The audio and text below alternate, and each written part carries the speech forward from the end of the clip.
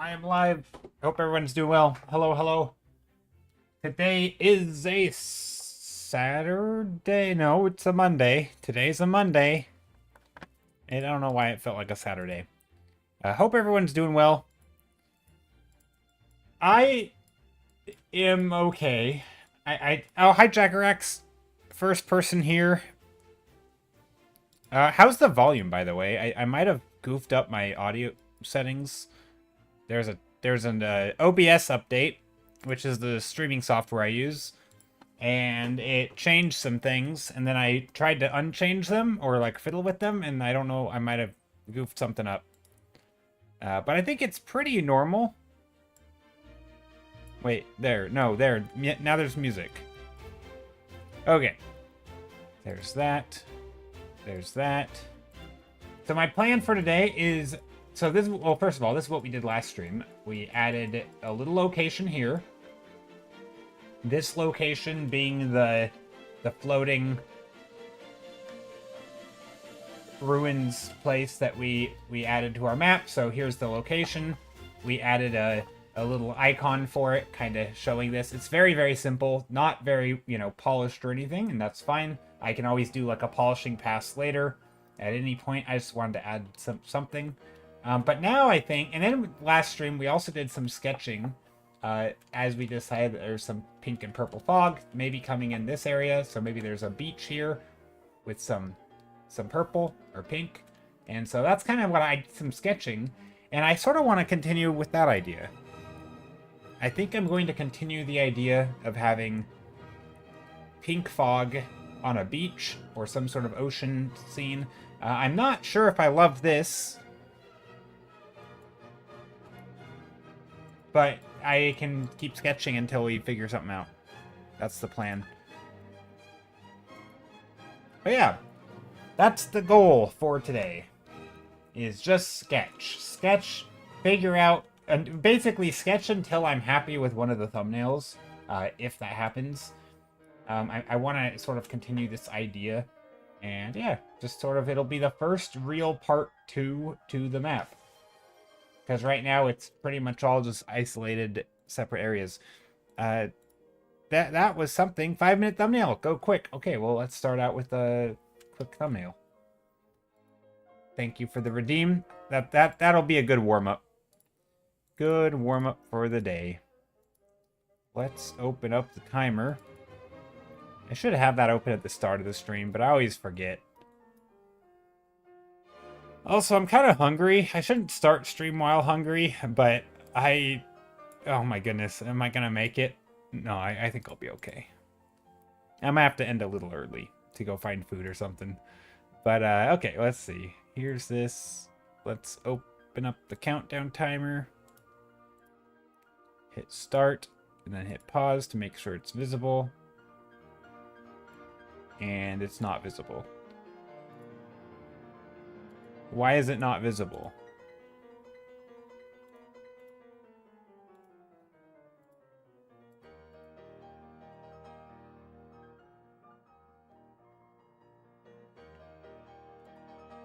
This one's visible. Okay, also I have a webcam. My hair, I slept on my hair funny, so maybe it's all, we'll see how that is. Also, my webcam's kinda... I'm like staring at myself in my webcam. My webcam has a little bit of a jitter to it. I don't know how to do that. Oop. Can I, like, refresh?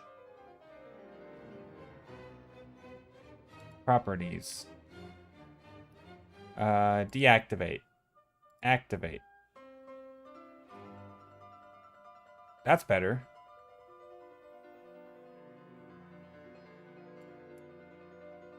Okay. There. It's no longer jittering. I don't know why it was doing that. That was weird. Also, if I have any stream quality issues today, let me know. It's very possible. Lily Pandis, hi lovely people. Hello, Lily Pandis, how are you? Long time no see. So yeah, let's start with the 5-minute sketch. That's a good warm-up. Good old warm-up. But yeah, long time no see, Lily. How have you been?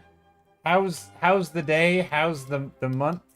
Long time no see, friend. Yeah, it's been a bit. Hope life is good-ish. No, I hope life's good.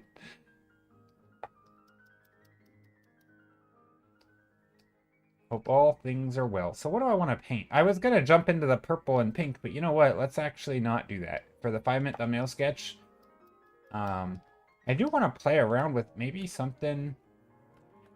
I want to do something with scale a little bit. I want to sort of. I'm trying to think how I want to do this. Could be fun to try something with scale. You know what? No lasso tool today. Lasso tool is boring to watch. I feel like nobody likes watching lasso tool paint. Maybe not. Maybe that's not true. I actually don't know. I don't really care what people like. I'm a good streamer. I don't care what people like. Been good. Just life has been a lot, but I settle down now, and I can take some time watching you while drawing. Nice. What sort of... Are you drawing also? And if so, feel free to share. What kind of stuff have you been doing, art-wise? If that's what... Maybe that's not what you meant. Did I misread that? Pink and purple mountains. That's what I'm gonna paint.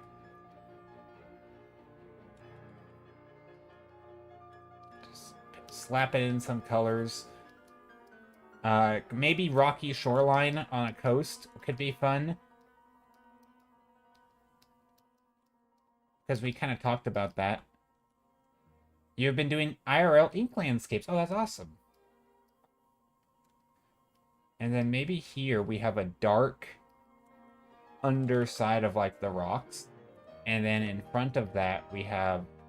I just said I wasn't going to use lasso tool, and now I'm literally using lasso tool. Wow, I'm good at this plan making thing. And then here we have like water in front of these rocks. So now we have like, yeah, that dark underside. I will send later in your Discord if I remember it. Yeah, no worries. No worries if you remember. But that's cool. Ink landscape. So I don't do much ink landscapes or ink at all. Because I'm normally doing big blobby shapes, and I don't know, traditional art, unless you have big markers or paint, to me, I don't know. I think for lines, I actually prefer not to do environments. I don't love line environments, I'll be honest. I think they look gorgeous, but doing the drawing, it's also, I want the scale to be better. Not the scale. Yeah, I want this to feel massive. I don't know what it is. Just some giant rock or structure. Maybe we have some more structures. This doesn't feel big, though. This feels... I don't know. We have... How much longer do we have? The time... I can't actually see my own timer. Okay, we have 1:25 left. Okay. We could go something like this. It's a good warm-up. Just adding some contours in here. Maybe some really, really blue. I don't know. I mean, it kind of gives the impression of something. Maybe I go like this.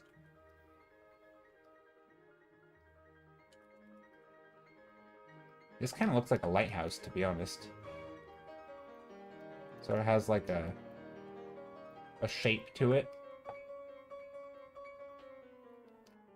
Thinking about composition a little, maybe some overhang stuff. I don't know.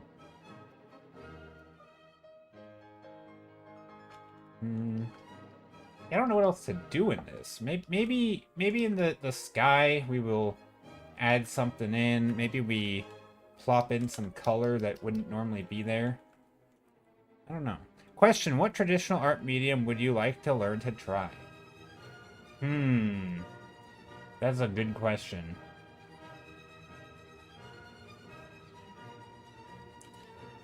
I think let me talk through this so to see where my head's at. That's a good question. Hey, Sarah, how's it going? Bianca Camille says, just came to say thumbnails looking amazing. Thanks. So, okay, what traditional medium would I like to try? That is a good question. I think my biggest thing with traditional, a lot of different traditional mediums, is like a space and storage issue. So it's not so much like the medium itself, but like, for example, if I want to do sculpting, right, I have to have like a space to work, right? I can't be working with clay or, you know, God forbid, like stone. Not that I want to do stone sculpting, but I feel like I need a space to work. I need a space to store it. You know, you need all the proper things. If you wanted to do like, you know, firing it, you would need a kiln, or even an oven.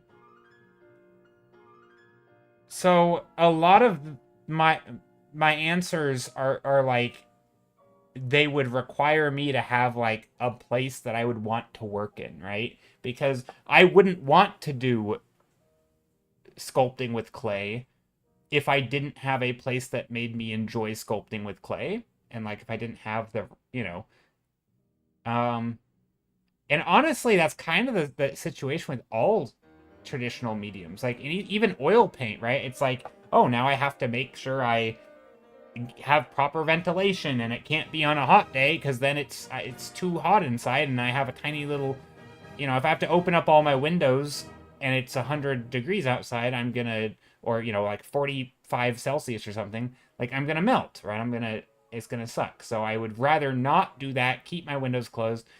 But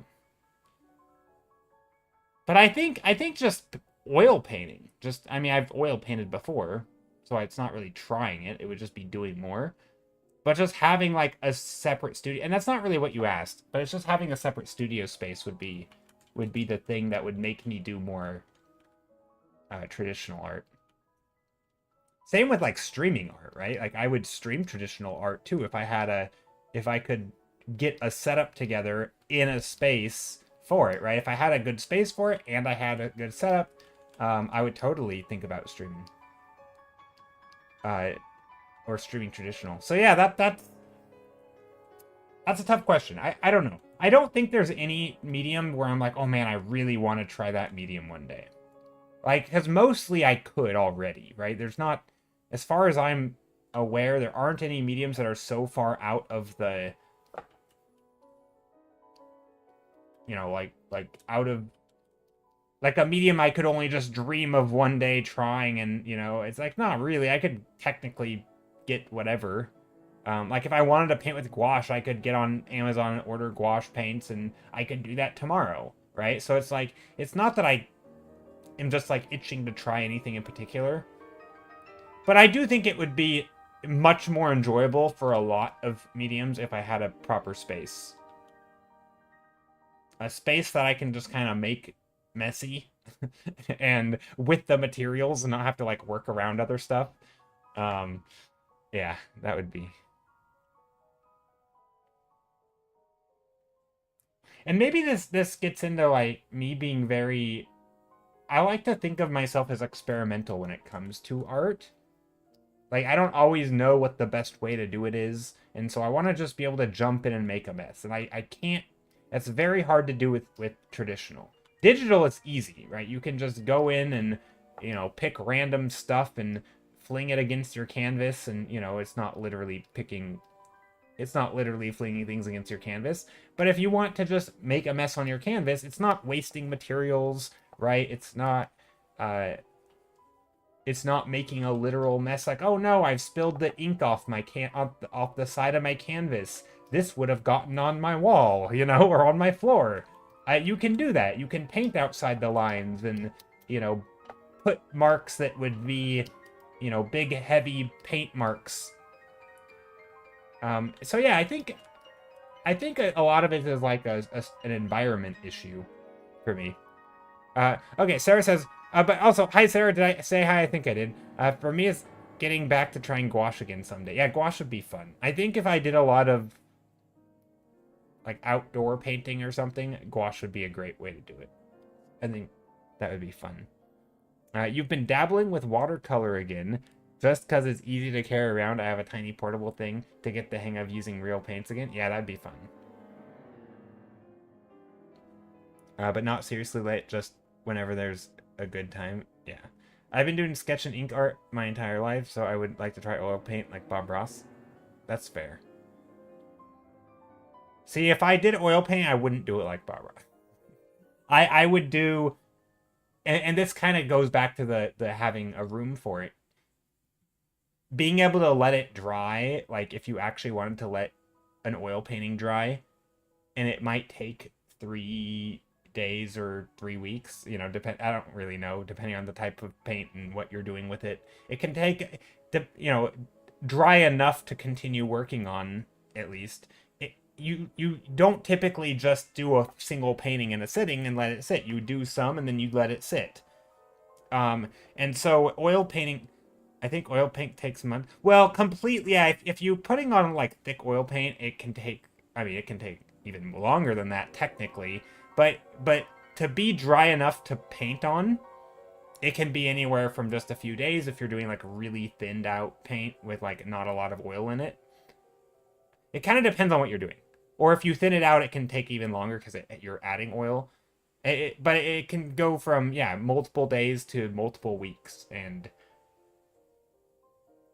you need a space to store wet paint, right? You can't just pile them in a closet because then you have to have space, right? And also you need, and then of course they kind of smell, not like in a bad way, but sort of like oil paints, and so you need it to be able to put them in a room with ventilation where you can keep the door shut.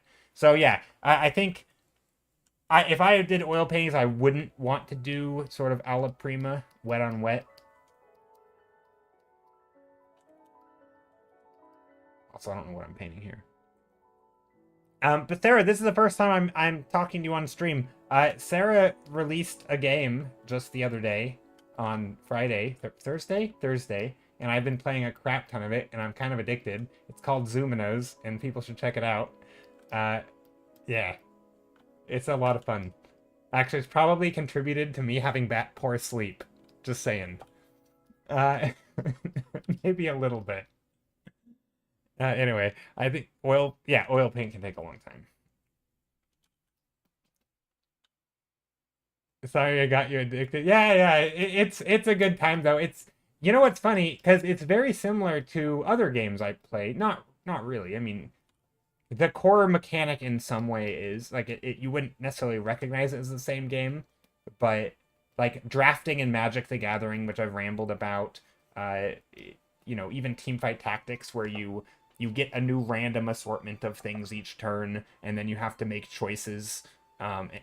You have some sort of economy that you have to spend, and it's basically all just like making these choices based on, some probabilities and some math and whatever, just basics, just simple stuff, and just sort of your intuition. But it's still, the better choices you make, the more you win, right? And there's a strong randomness element to it, and so you're trying to sort of stem the bad luck, or when you get good luck, you're trying to use that to your advantage to make your future turns not as bad, right?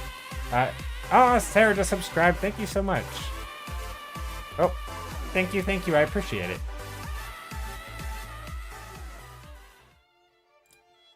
So yeah, very fun game. It's a deck builder roguelite game, or roguelite. I don't know how you say it. But anyway, very fun. It reminds me a lot of Balatro. Yeah. Very similar to Balatro. Or any of the, like, Slay the Spiders kind of things. Oh, Lily Pandas did a gift sub. Oh! I don't know why my alert thing doesn't show that.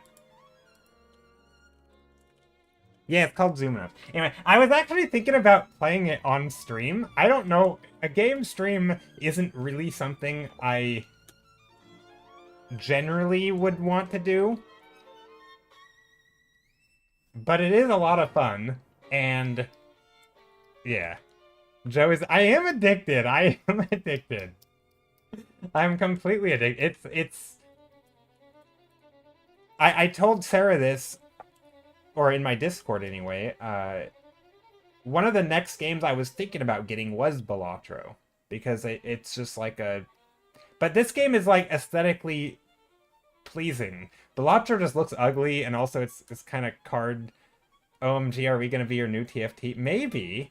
Yeah, I mean, well, the new set isn't coming out for 4 weeks, so I got some time to think about it. Um, but yeah, I mean, it's surprisingly similar. Like, the way that you think about making choices, and oftentimes, TFT nowadays, because there's so many, like, bots that scrape data, and there's data sites that sort the data of, you know, 'cause, like, imagine there was, I'm sure you know, you guys working on the game have internal data for like which cards, you know, what is the win rate of certain cards, and what, you know, if something is, if people, if every time somebody takes a certain card, they never make it to the end because they're just losing every time they pick it, like that might indicate that that's just not a good choice of a pick. TFT has a lot of that behind the scenes where that data is publicly available. So people will analyze their choices using data and be like, okay, well, like if here are your three options, what in your position, what is the best? And they will like have study groups together to learn to make the best choices or the best picks for any, like when you're offered certain cards. Oh, you don't have internal data like that. Okay. Well, TFT does, because it, I mean, maybe it would make more sense in TFT and less sense in this game. Uh, but that can help with some balance. But it's also, it's interesting because there, even though that kind of data exists for TFT, which is also known as teamfight tactics for those who don't know what I'm talking about, it still isn't like a solved game, right? It's not always clear when you're offered, you know, three choices in this game and you have to make a choice or you have to pick. It's not always objectively clear which is better.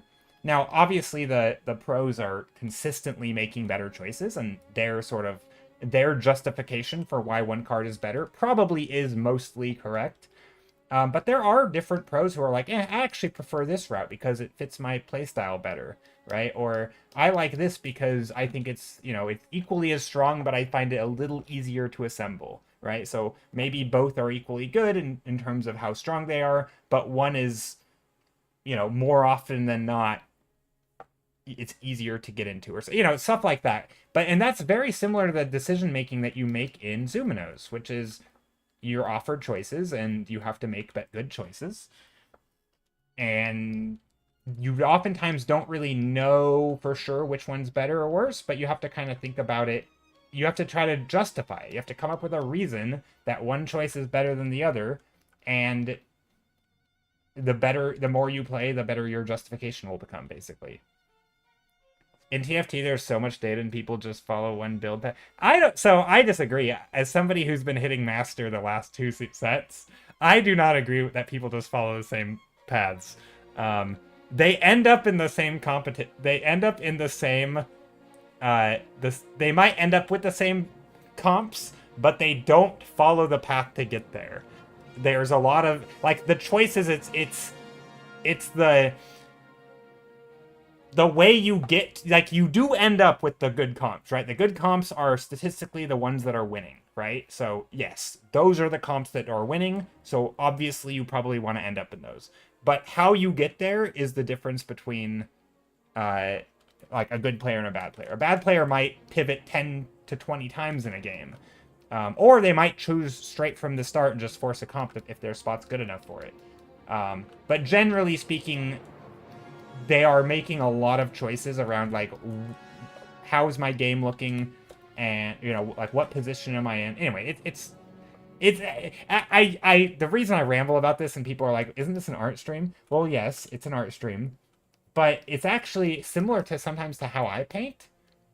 I know it's like a stretch a little bit, but where you don't really know where, like, I don't always know what composition or what path I'm going for when I start painting in these sort of early sketches.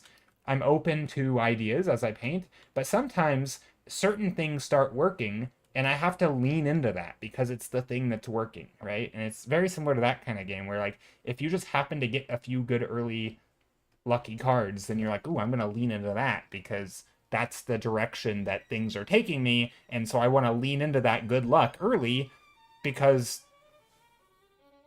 it just makes more sense. And also, then you're going to win early in the movie.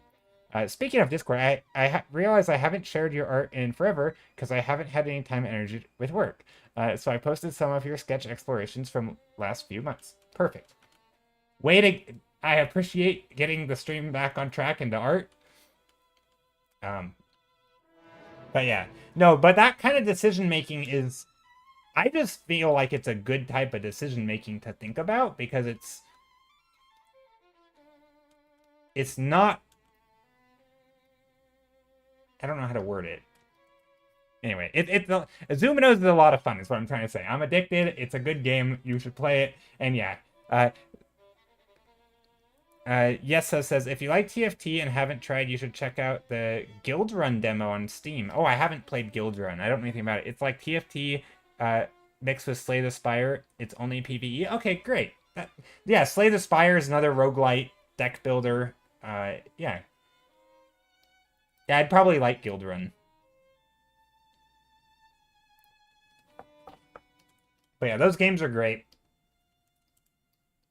But currently, I'm trying to do all the challenges in Zuminos, and it might take me a while. Actually, it might not also, because I'm kind of cruising. I did two, literally this morning, I did 2 different challenge runs. Like, pretty much back to back. I think one time I had to reset because I knew it was going to be a bad run immediately because it was just not, yeah, it was basically the worst luck you can possibly get. The pro gamer, no, not the pro gamer. It's just this genre of, I'm actually pretty terrible at games, all things considered. But it's this genre of game, which is, this is like I'm cherry picking my examples of games, right? If we were to talk about like actual League of Legends or any shooter game ever, no, I'm god awful. I'm so bad. But it's the type of game that we're talking about, which is very much a thing that I spend my time thinking about. So yeah, I mean, I think I'm pretty okay at these games. I'm not great. Like, obviously, there's a game like Zuminos. There's just a lot of... It's new. It's new for me. I don't know what the dialogue around, the people who are really good. Like, I don't... Like, if you take TFT, for example, the way that you get better at that game is to spend a lot of time with people who care about the decision making, and then you discuss the decision making so that when you encounter certain choices, you aren't just trying to solve everything on your own, right? You can't play every composition, you can't play every single thing, every build and combination of cards, right? Same with like Magic the Gathering, right? If you had to play test all decks on your own, you can't just go into a room with all the cards in Magic and come out with the best deck, right? That's never going to work. But when you have all the players in the world all playing in a public area, then you have people who care about winning and are taking the decks they think are winning, and they're putting them against each other and tweaking them and working together to like build strong decks. That's what that collaborative thing is. That's when you get like really good at those games. And in Zuminos, as far as I know, there isn't a community of people like that, right? I know there are in like Slay the Spire. There are people who discuss it in depth, and people who are quite competitive at games. It's not just like, oh, I played a game and did well, therefore this is good. Like, that's not the kind of logic that would be welcome in those circles, because that's not how you decide that something is good, right? Like, you can't just be like, oh, I hit the jackpot and therefore I'm gonna try and force that comp every game. Like, that's not right. But so yeah, it's that kind of game though that I very much enjoy.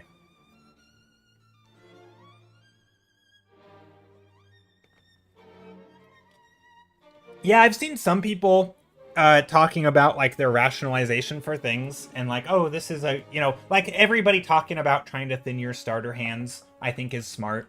But like the choice of like, well, when do you do that, right? What if you have the pepper? Should you wait? Like, for example, sorry, this is gonna get random.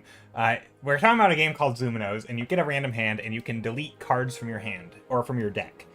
So, like, for example, if I will take the peppers because they're really good, but I won't use them, even if I have a crap card in my hand, unless I'm actually at risk of, like, I think that, if I think, especially early, if the round is very clearly winnable and I don't need to use it, I would rather not use it right now. because being able to get rid of it when you actually need it gives you an extra choice, right? That extra choice is a new... Do you get what I'm saying? Like, it's... To me, that it makes more sense to... Maybe my logic is wrong, right? But, like, when do you use it? That choice... Yeah, obviously I'm not going to be burning the stack limit. Yeah, obviously what I'm saying is, like, I might have, like... I might wait 2 or 3 rounds. Because sometimes, especially early... Now, obviously, you... So, for example, there's also things like if you're gonna use a snack that costs 1 gold and you can win 1 round earlier, that is the equivalent. It made gold, right? And so also, like, thinking about a strong creature as getting you more gold because you win by saving yourselves rounds, right? You obviously want to save rounds. And so it kind of depends on... I mean, it kind of depends, right? It's never, like, objectively one thing. But if I know that, like, I'm gonna win next turn and then I get my worst card that I know I'm probably going to Ghost Pepper out, like a random 1/1 creature, and it's, like, garbage. But if I know I'm gonna win next turn anyway, and there's no reason for me to do it then, because I might not even see that garbage creature, and I might get a different creature that is equally garbage, or maybe I need to manipulate my hand to fit my cards on the board, right? Like, I feel... So anyway, this would make more sense if I was actually playing the game, but I don't know if I'm... Maybe I'll do a stream one day. Because I do think the game has a lot of really interesting mechanics to think about, and that kind of decision-making is super fun. It's so fun to hear people theory crafting. Yeah. I mean, that's always been my favorite part of games, is, like, the theory crafting, and yeah, a lot of it is just you come up with sort of justifications for why this is the right thing to do. And again, maybe someone will come out with the math and be like, hey, actually, you should always immediately Ghost Pepper the first bad unit you see, right? Because it thins your deck, and so, like, it doesn't... Like, I don't think that would ever happen, because I don't think that's the case. But there are times where I do... But yeah, anyway, I'm rambling. Anyway, this is an art stream. We're doing art. Also, hi, Sharky. How's it going? Hope you're doing well, Sharky. Good example of that is Pokemon. People keep finding niche ways to break metacomp. Yeah. Any sort of competitive card game is very much like that. Sharky says, also, I practiced using tonal values over color, and you can see your latest painting on Sharky Instagram. Oh, nice! Yeah, doing value paintings is definitely a good way to practice. Now, obviously, values aren't the only thing, but it's... Generally speaking, a good image will work in black and white. If it doesn't look good in black and white... Now, I don't think you need to start in values. I don't think every painting has to start in values. I think there's a lot of reason not to, but I think especially as, like, a practice thing, like, sort of getting yourself familiar with it, I think starting in values is extremely useful. Gotta train that brain.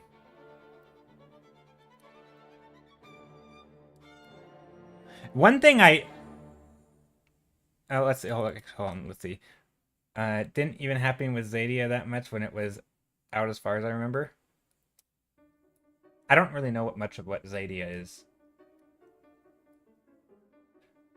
Yeah, the gold feels super important. I haven't played enough to figure out the best strat to maximize it. Yeah, I mean, I think obviously if you know that you have, like, yeah, I think... Can you check out your question above? Oh, yes. Hold on. I will. Sorry, sir. I'll get back to talking about the game in a second, because it is a fun thing to talk about. Also, I have a lot of thoughts. Also, I have practiced... Wait. That was... Oh, my question for today is, how are your pressure settings on your brush?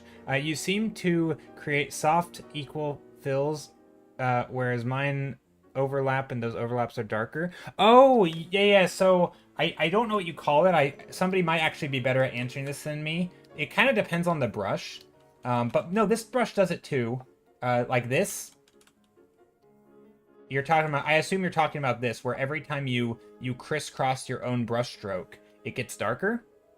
A lot of that is being remedied by the fact that I'm holding my brush down, and am not lifting it up when I cross, right? So if you don't lift it up, it doesn't do that. If you do lift it up, it does that, right?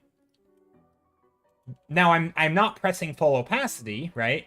I'm pressing lightly, but as long as I keep pressing lightly, I can get a fill, right? So I'm pressing the same lightness in this area, and it's only when I pass over an old brush stroke that it gets darker.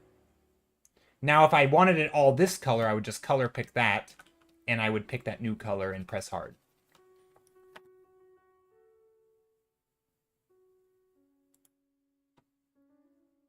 That was the last game I was on back in 2023 that got sabotaged by publishers. Oh no! It could have been so good. Players are still hoping it'll come back someday. I saw them talking about it in the Dragon Prince Discord the other day.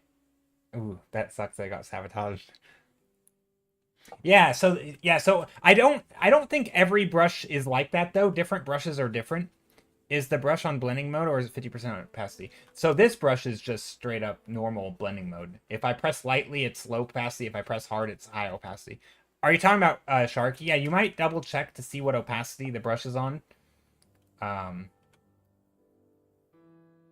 If you do put it on low opacity, I think also flow settings is a thing, depending on what program you're using.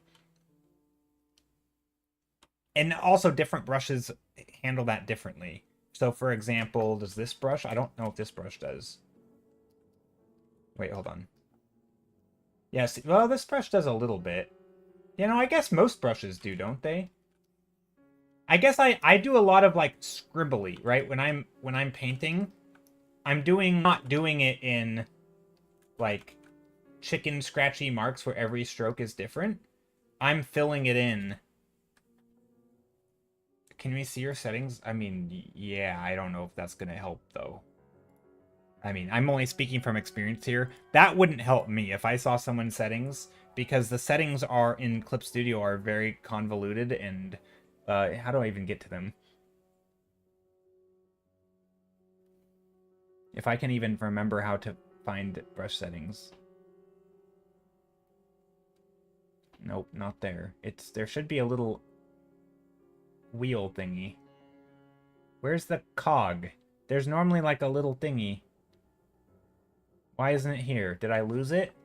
Am I confused? Where's my brush settings? Wrench. Yeah, I don't see the wrench. Am I blind? I don't see the wrench. Where's the wrench? There's a tool panel. There should be a wrench. I always just click the wrench. Where's your tool properties? I don't know. Tool settings. That's just says brush. That's not what I'm looking for.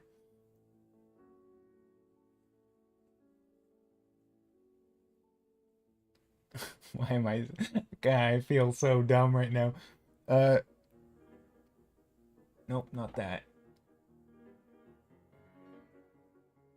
I swear it was right here. Tool panel and window? Window, tool panel? Maybe. Where... Is that what it's called?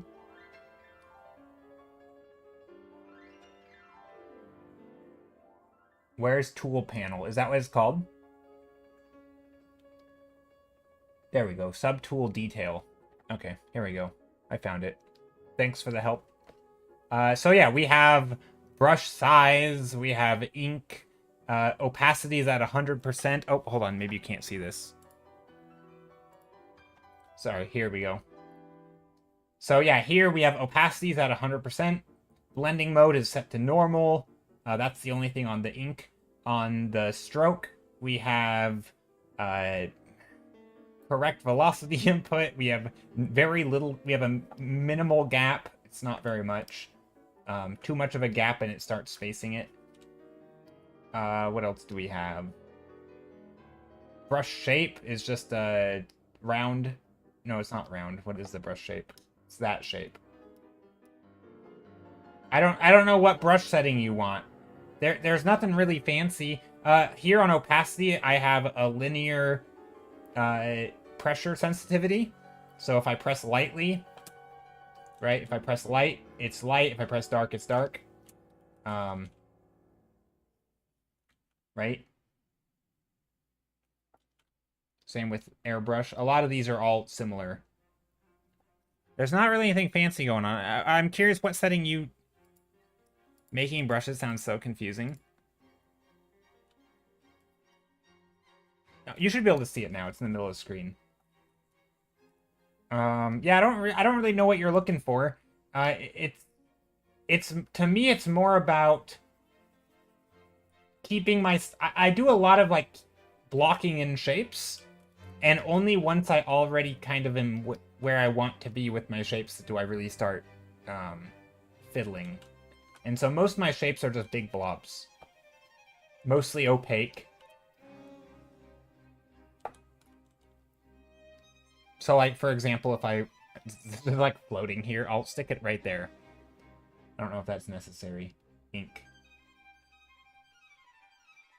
It's actually pretty simple once you know how. You basically just make a shape and then turn that shape into a brush. Now it's making a good brush that's hard. Haha. Yes, exactly. Making a good brush is hard, or one that works with your other brushes. That's also can be important. If you have like a texture, to make a whole set of brushes where you have texture. Also, this kind of feels like it wants to be like a fountain.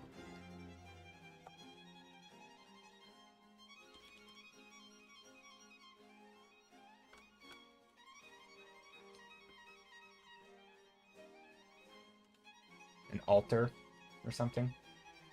I gave up on brushes. Yeah, I mean, I don't play around with brushes too much. I probably should, to be honest. And get better at them. Joe, do you want a fun, streaky brush? I made one a while back. Sure, yeah, I'd play with it. Absolutely. I'm always open to new brushes. I don't use 99% of them, but I like to play around and see if it's good. Also, are you... I guess I can import from Photoshop. You're in Photoshop, right? This kind of wants to be like a face. But yeah, I think the reason this type of brush doesn't bother me at all is because so much of what I'm doing is just blocking in shapes and values. And so once I get the value, it doesn't matter if it has streakiness or not. And I think the streakiness that I do have... Also, this looks diabolical right now. No, what is this? This looks creepy as heck. It's ABR. Yeah, I think ABR works. But yeah, this looks something. This looks pretty creepy.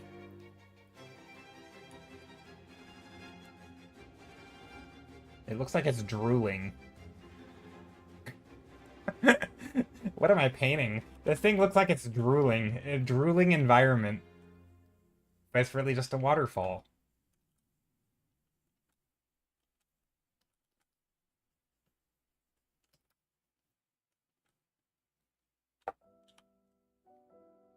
You use default except for my line art one? Yeah, I don't think... I think a good thing about brushes is that I have a... Like, if you look at my art, right? A lot of... Even when I was using the hard round brush, right? You see all of the artifacts that people who maybe are starting to use them are saying, well, like, how do I get rid of that, right? I don't like these. Why can't I... Right? Like, how do... This weird overlapping shapes, you can see my marks. You know, look at the opacity where it covers one thing and it's not very smooth. But, like, when you zoom out, it doesn't really matter. As long as those sort of fundamentals are there, I don't think it matters too much if you have some of those messy mark makings. Yeah, and they can look nice. I mean, I'm not saying that you always want them, and obviously, you know, a lot of people won't want them. But that's typically not...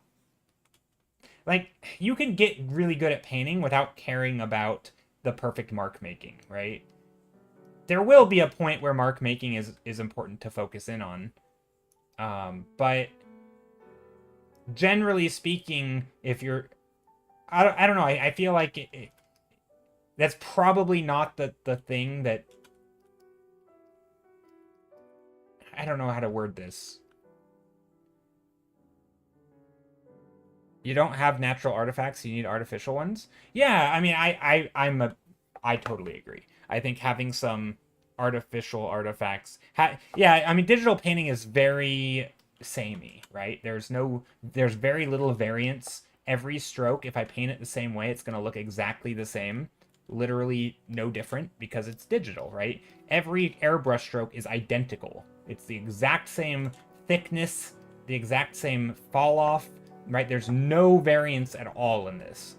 That's not good. I don't want that, right? And in real painting, you do have variance with every stroke. The paint sticks to the canvas a little bit different. Each brush has a little bit more or less paint stuck on it, right? With every stroke, you get less and less technically if you don't reload your brush, right? That variance does make it look nice. It makes it look like it was made by you. And I think having choice, even having some wonky brushes, as long as the brush can do basic stuff like putting down shapes of paint, it doesn't really matter if it does it and it has a little bit of weirdness here on the edges, or if you do it like this brush and it has a little bit of jitter and color and the weirdness on the side, or if you do, what's that other brush we used? What's this brush? This brush is kind of wonky, right? It has some stuff on the edges that make it a little shapes. It could also be the hard round brush. Where is that? How did I lose my hard round brush? That's not hard round. It should just be called hard round.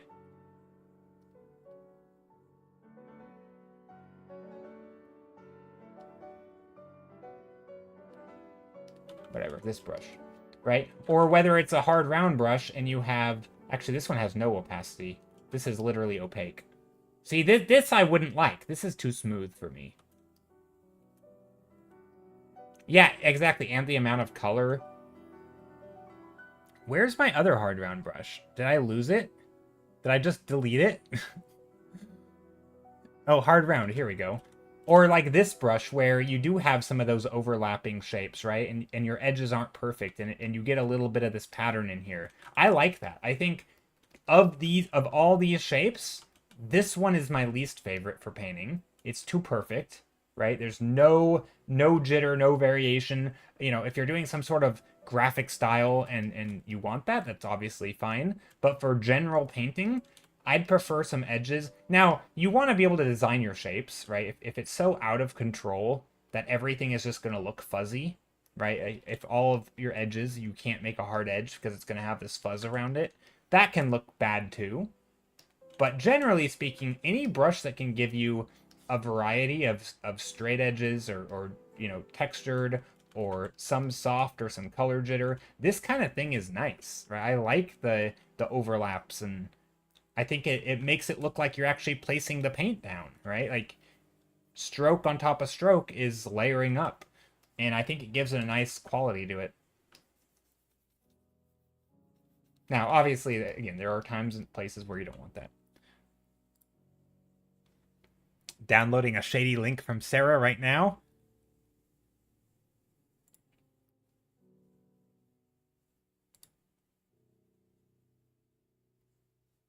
I'll just download all of them.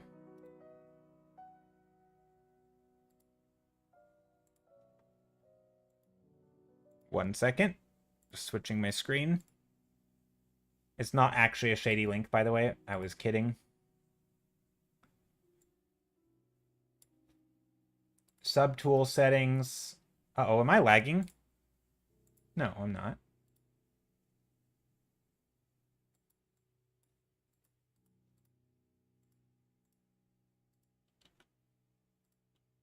Let's go new. How do I do new? Create. Duplicate subtool.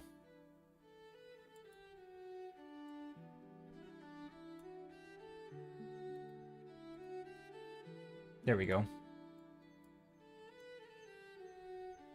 I should just be able to drag and drop them. Can I not? Wait, can I not do ABRs? Am I confused? Oh, it's hold on, it's not unzipped. Extract all. That's why.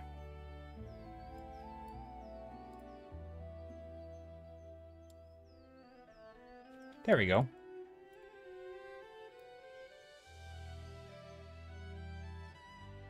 All right, let's take a look at these brushes. Hopefully they work. The link took me to the Zumino's tipping jar. Just kidding.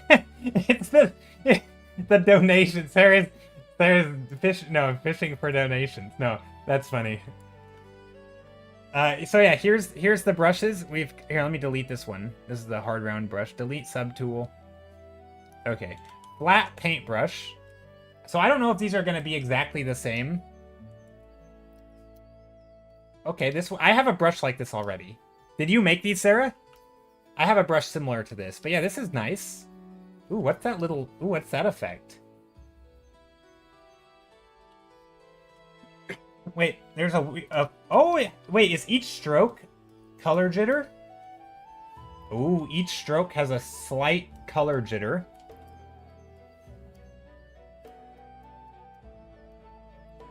So look at that. I don't know if you guys can see that very well, but each stroke has a subtle, very subtle, very, very subtle, it's per stroke though. It's not,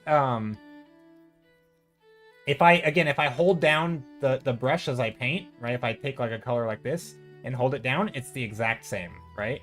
But if I do stroke by stroke, each stroke is a little different, right? Credit to Devin Ellie Kurtz for the grass brush. Gotcha. Devin Ellie Kurtz makes great brush. Ah, you're from Austria. Munkalos, hello. So yeah, this type of brush is great. These are fantastic brushes to paint with. Let's take a look at this one. Streaky stroke. Dry. Okay, some nice texture. And let's do a painting with these. This one definitely makes you feel like rock or grass texture. See, this is a good example of where you want to do block-in shapes. Love from Austria. Nice. I've been to Austria before. Nice country, from what I saw.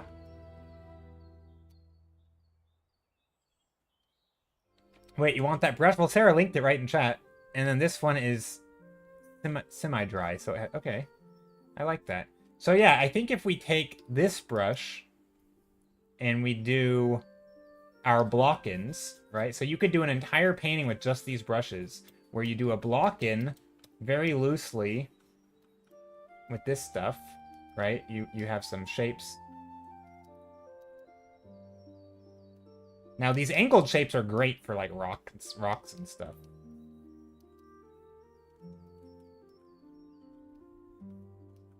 Maybe some... I'm gonna color pick the same stuff I picked up here, because I like the colors already. Let's play around with these a bit.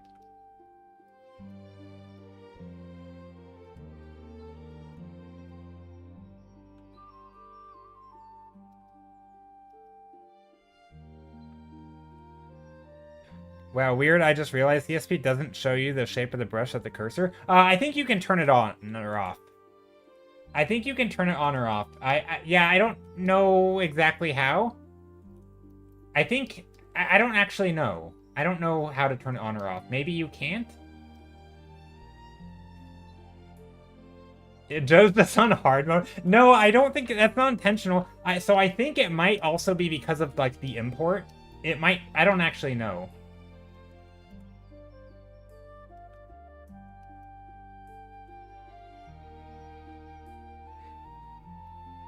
I don't know.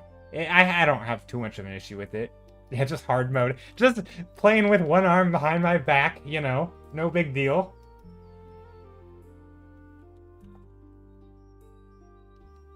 Okay, now, once I get some shapes in here... This is a very simple environment, by the way, but it'll work. Let's get some greens in here. Sort of streaky. And foregrounds.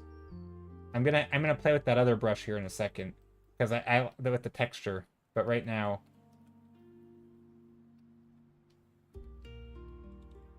this is very, very messy, obviously. I like this. Kinda. Maybe not. I don't love it. The brush is nice. Reminds me a bit of the toxic water pools that are really colorful. Yeah, like the sulfur stuff. Is that what you're saying? Definitely some cool sulfur, if you, like in Yellowstone National Park, where you get like those sulfur, that yellow lining the ponds. The ponds aren't blue though. Anyway. How do I use the other brushes? Now let's use some of those other brushes. The Streaky Stroke Dry Brush. This feels like it's going to be good for either in-between shapes, so like bridging one shape to the next, or... Actually, don't know. Clouds? I'm not sure how to use these texture brushes. We need some darker in the foreground. That's too saturated, probably.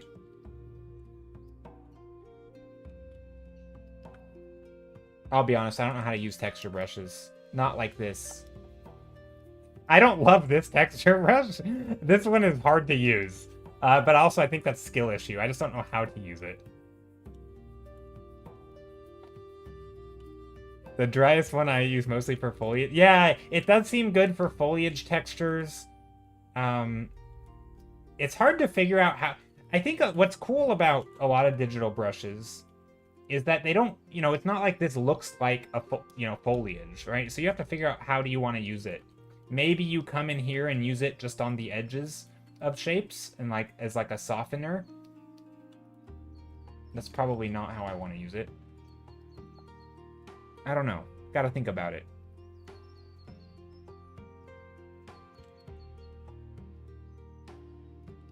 Also, I don't like the composition here. We gotta do something about this.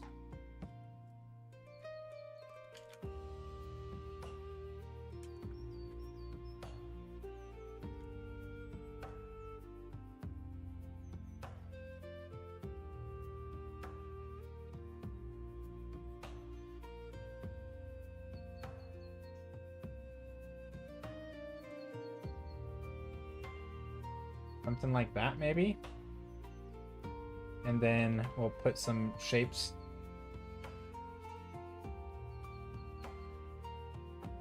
I don't know if that looks good. Probably not, actually. This looks too wide. But no, this is a fun brush. I like it. What am I doing with just shapes back here? I think what I need is some darker shapes. Some dark, like, some blues in here.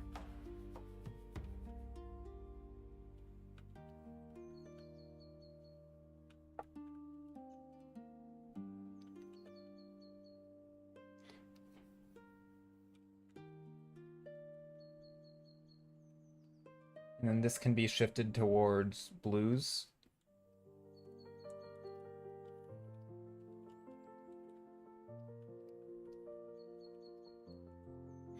And then this could be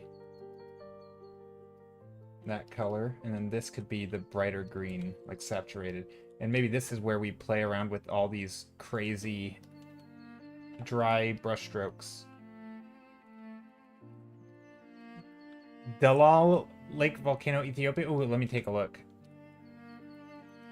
Yeah, this one's nice. Oh, gosh. When you're on very saturated, the variation in color is insane. That's like, this becomes toxic looking. The saturated color. Hold up. Let me just add in some toxic plants. Don't mind me.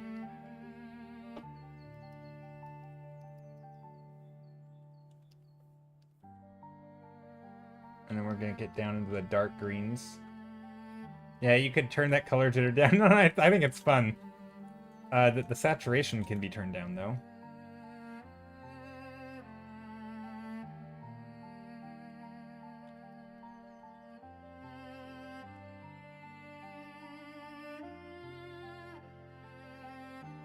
This brush is too... This brush doesn't have enough opacity for my liking. I know I can change that too. You can change all the settings.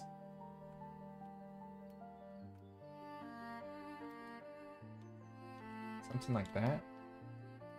I like it though. Fun brushes. I'm always willing to try out new brushes. If anybody ever wants to make a brush and give me a, you know, and have me test drive it. Obviously, you know, it's only gonna look as good as I can make it look, you know. It's obviously me making a brush look bad doesn't mean it's a bad brush.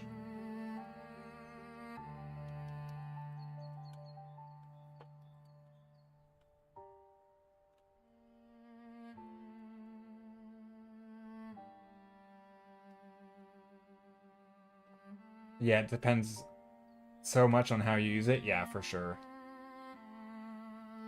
But I will say, I think a lot of brushes, I can oftentimes see the potential, even if I don't know how to use it. Like, there's certain qualities about certain brushes that feel like... And I think that's a lot of...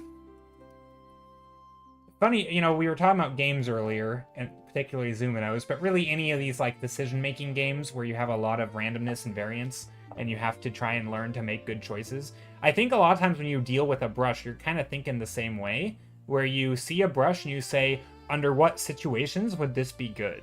It's not to say that I'm going to use it right now, right? My situation may not call for it. But under what situations would this brush be useful? And if you can come up with one, then you try it next time you're in that situation, and maybe it works, maybe it doesn't. And then as you paint more and more and more and see more people paint, you can start learning all the weird niche times where, like, oh, you bust out that brush because it's really good for this thing. It's that kind of decision making that I really like in painting, where you're not always doing the same thing every time. There's lots of random, it's not random, but lots of, you know, what do you call it? Nuance to, like, when you do this versus that.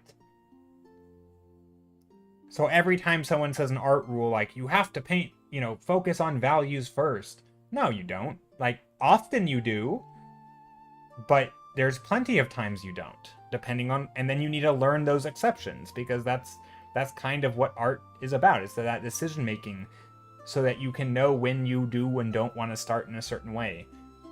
And every time you learn those exceptions, that it's that kind of logic and reasoning where you're creating little case examples of, like, this is when I do this kind of thing, this is when I do this kind of thing, this tool can do this, and that, but not this very well, so if I want to do that certain thing, I'll use that one instead. And yeah, it's a lot of that choice. Ooh, there's a Pinterest link. Let me open links. Don't mind me just clicking random links and... Oh, yeah, this, exactly. These, yeah, this looks like sulfur, right? Yeah, this stuff's beautiful. Man, toxic, awful, not pleasant to breathe, smelly environments can be so gorgeous. I remember remarking on this when... because I live in... the Pacific Northwest, and between Canada and California, which is like on Canada's above me, California's kind of below me. I'm basically, they're always on fire, right? There's always some place nearby me that is just on fire, and obviously having the air filled with smoke is not good to breathe, but man, does it make for some beautiful skies. And yeah, this stuff is absolutely gorgeous. Look at that. Look at these colors.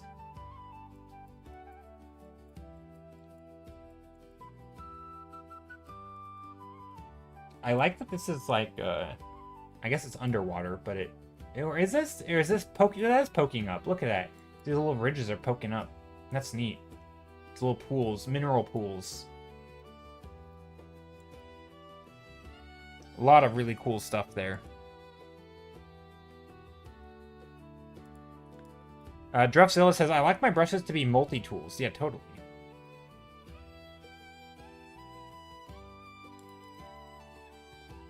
But it's like they're solving problems for multiple situations, and it's... Yeah, for sure. Crazy Jez says, I just bought new brushes for Clip Studio and felt like I might wasted my money. Then I joined your stream when you talked about brushes and using these new. So maybe I judged my new brushes a little too fast. Yeah, I mean, I think if you've ever seen somebody make nice art with those brushes, whether it's like the seller of it and they're like, here's the thing you can do, then they're probably perfectly fine, right? I mean, I'm not a big brush person in the sense that, like, I don't think there's a one brush to rule them all. And so if you find it, you need to dump them, you need to spend your money on it ASAP. But that being said, there's nothing wrong with spending some money on brushes. I don't think. I don't know if I don't know if I ever... I think I've probably bought a tutorial at some point that came with brushes, so I technically spent money on brushes. But generally speaking, I don't, but it doesn't matter. That's just because I don't have much money to spend, and yeah, it's not because of anything. But yeah, no, I think I think if you're feeling like maybe you yeah, it's probably not the brushes. I mean, generally speaking, it's not the brushes. Like, it's, again, I don't like to... The second part of that is to say it's probably you. I mean, I'll talk from my experience. If I play with a brush and I'm like, oh, I don't like this, that's me. That's me who doesn't like it. It's not that the brush is bad, right? That's either I don't know how to use it, or I don't paint in a way that would work well with it, or I just haven't figured out how to use it, right? Or some other factor that I haven't considered. It's probably a me issue. And that's fine. I don't... That's also why I keep the brushes, right? I have all these tabs. Oh, what am I doing? I have all these tabs. I have brushes I don't use, and a bunch of them. And then technically I don't use any of these either. I have tabs and tabs and tabs of brushes that I don't use. Just from, like, here's a random brush set. I just like to keep... Anytime I get a brush set, I like to keep them all together in the original set. Like, this is a neat brush. I've never used it. But it has, like... Oh, it's laggy. Maybe that's why I don't use it. But that brush could be used for something. I don't use it, but it could be. Could be good for some textures, some clouds.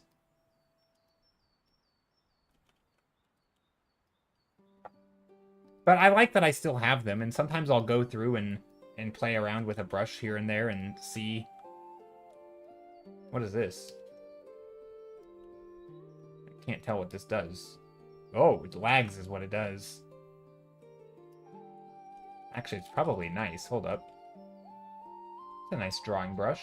It's a little laggy. But otherwise, I like it. Oh yeah, it's too laggy to use. Never mind. I don't like that brush. Rake brushes are another one I don't really know how to use, but they do look beautiful. Actually, no, I do like it. Never mind. I take it back. I like rake brushes. You can feather edges and shapes pretty well. Also, this one has some color jitter to it, or blending modes. Maybe I rake the shadows, and then it smooths them and simplifies, and then the foreground can have all that texture.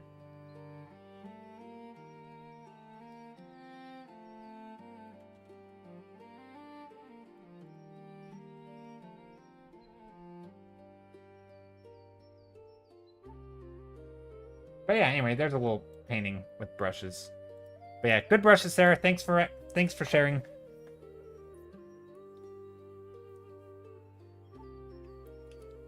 That's so true. It's totally a me problem. Yeah, I mean, I don't know how to say that without it making it sound like it's a bad thing. But, like, it's a good thing in the sense that, like, there's always stuff to learn. But yeah, telling someone, like, no, it's not the tool, it's the person. Like, that can make it sound like, no, you're the problem. And no, that's not what I mean. Not in a bad way, right? Not being the problem in a bad way. It's, it's funny, because we were talking a little bit about, like, a community of people who try to improve. And that's something that I find a lot, where when you see an attitude, and obviously, we were talking about games just a second ago, like Zuminos, where, like, when I look in the Discord, about half the people are leaning towards the like, oh, I'm just, I'm just not good enough, or I'm just not very good. And then the other half, maybe not half. And then some people lean towards sort of like the, oh, the settings are off balance. It's too hard, or oh, this thing is not tuned right, or I'm losing because of bad luck. And it's like, maybe, but like, I don't. That's a hard attitude for me to like. Unless you are playing at the level, like at a super high level, it's very hard to say like this is a brush problem, right? Or this is a balance problem, because like maybe you just didn't do it very well. Like maybe there's stuff you don't understand, and so it's very like I'm always in sort of the camp of it's probably a me issue. And yeah, there's probably some of both, right? There's probably some of both in the new game, like Zuminos. But there's also, but sometimes you, especially if the person saying it is saying it out of frustration, I feel like there's oftentimes to me, that's a pretty big signal. It's probably the person, right? If I try to use something and it doesn't work right, it's probably me not knowing how to work it. It's possible that like the thing is defective, but if other people are using it or other people seemingly are doing fine, like, I don't know. Yeah, I mean, everybody's bad at that game so far because it's totally new, right? Like, I might win a director round, which is the hardest difficulty, maybe 1 out of, I don't know. Well, if it's just base game, it's probably like 50%, maybe more. I don't actually know. Maybe less. Maybe I don't actually know. I don't really play the base game that much. I've mostly been doing the challenges. But like I'm probably like a 99% on the easiest mode because. But anyway, that's not the point. The point I was making, or I was trying to make, is that like I only know like 2 really, really like strong sort of combos, like late game comps that like I can sort of angle towards. There's probably 10, right? There's probably 10 ways that you could nearly go infinite, and I'm just not aware of them, right? I just don't know the sort of, in teamfight tactics they call it direction, right? You try to find direction. So as you're playing the game, you're looking for these little signals that say, hey, you should go in the direction of this overpowered composition, or you should go in this direction. I only really know to look for 2 directions, right? Because those are the 2 sort of end states that I know are really, really strong, right?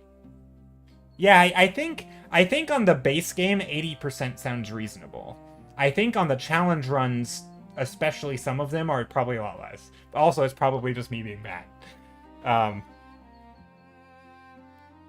But yeah, like I think finding that direction is sort of in that type of game is a really important thing to do. Where but you can't do that if you don't know. You have to keep learning, and I think in art it's very similar. I talk about direction in painting too, where I'll be making shapes. I'm like, well, what direction do I want to take this? Do I want to take it towards a dark and moody painting? It could be, or I could also brighten it up and make it more cheery and use saturated colors. Like that's a choice I could take a painting too. Not one isn't better than the other. We're assuming that all of these can be equally good paintings, right? And of course, when you make choices in games like this, you have to kind of assume that the game is balanced, even when it's not. So obviously, if there's just one thing that's broken, then yeah, that's what you're going to angle for every time because it's too broken and you have to do it. But in a balanced game, you're not actually just trying to do the strongest thing. You're trying to angle towards whatever is like good for your game state, right? Anyway, I'm rambling. Probably too abstract for... Oh, what's this brush? Snowflakes. But yeah, no, I think with painting it's similar, where sometimes I'll start making shapes or doing a thing, and it's like, oh, this looks like it's a moody, foggy painting. Is that the direction I want to go? Do I want to push my painting, or do I want to pivot to something else? To use random Zuminos analogies, because I'm on them, I think this is true with, like, when you get, like, souvenirs, which are, like, your I don't know, you could call them like your boons, but they're the things in the shop that power up your board a lot. When you get a mythic one, sometimes you know that the mythic one is just so good, but you have nothing in your deck that makes it good, right? And you're like, screw it, I'm gonna pivot. I'm gonna take it and I'm gonna turn my deck into that because I know that I only need like 1 or 2 pieces and it'll come online and I can just start winning. And that's a choice. You have to weigh your options, right? Like, is this worth it or is it not? Is this just a gamble? Am I already strong enough that I can take this gamble? Or is it just me gambling because I think it's fun? Or is there something better, right? And yeah, that happens a lot in that game where you're like, okay, do I pivot? This is mostly just for Sarah because she's probably going to be the only one. But there's that lava animal. I don't even know what it is. I just know it's lava themed, and like that only works. Not really only, but like, no, it's not that one. It's the one that makes it whenever you play a red or a red monster. Or I call them monsters, but they're animals. Whenever you, no, it's not the mythic one, but no, sorry, I misspoke. It's a souvenir that makes it so whenever you play a red animal, it creates a lava puddle next to it, and then the lava puddle will double on any red animals. You pretty much are only gonna play that if you're in mono red, right? If all your entire deck is red, that is perfect. But sometimes you have, you're like angling towards blue or something, or like a certain thing. Yeah, the lava lamp. Yeah. Sometimes you're angling towards one color and then you see that and you're like, I have to take that. It's so good. It's really, really strong. And it basically doubles every play, right? Like, why would you not play that? But if you don't have the deck for it, then it's like, okay, but now I need to start taking all those red things, and it's like, that's direction, right? In Teamfight Tactics, when they talk about strategy, they group it into like econ, direction, and, well, there's augments, which is like, there's different things that you break the game down into, and that's very much like direction. Sometimes you're looking for just like strong creatures, and it doesn't matter because you already know your direction, and so, if your direction is take all the red creatures, then it doesn't matter if a blue creature comes across, you're not taking it because you've decided that you're going this direction, right? But sometimes you don't really know what your game plan is, and then you see something like Lava Lamp, and you're like, that's direction. That can tell me what my game plan's gonna be. And so finding those little things for direction are like those little like indicators. And I do that in painting, right? I know I'm trying to bring this back to painting, but I do that in painting where like sometimes it's the composition, just sort of screams a certain thing, and like this would be a really like sometimes there's just, like this painting, for example. I played with those super bright colors. I'm like, that looks like sunset, right? This looks like low angle, bright, saturated sun. Let's paint something that's bright, saturated sun shining on stuff like rocks. I could have made this something else. I could have made flowers that are this bright, right? But like, I saw that brush and I saw these colors and it made me think of a direction and I went in that direction, right? I do that a lot when I'm painting. I don't know how that's relevant. I was trying really hard to bring this back to art because I realize most people can't relate to what I'm talking about. And also, I've played so much Magic the Gathering, I cannot help but call them creatures. I'm just like, oh, when you play a creature, they're animals. It's a freaking zoo. I'm gonna have to try to be better at like not, if I ever explain stuff, I have to use the right words.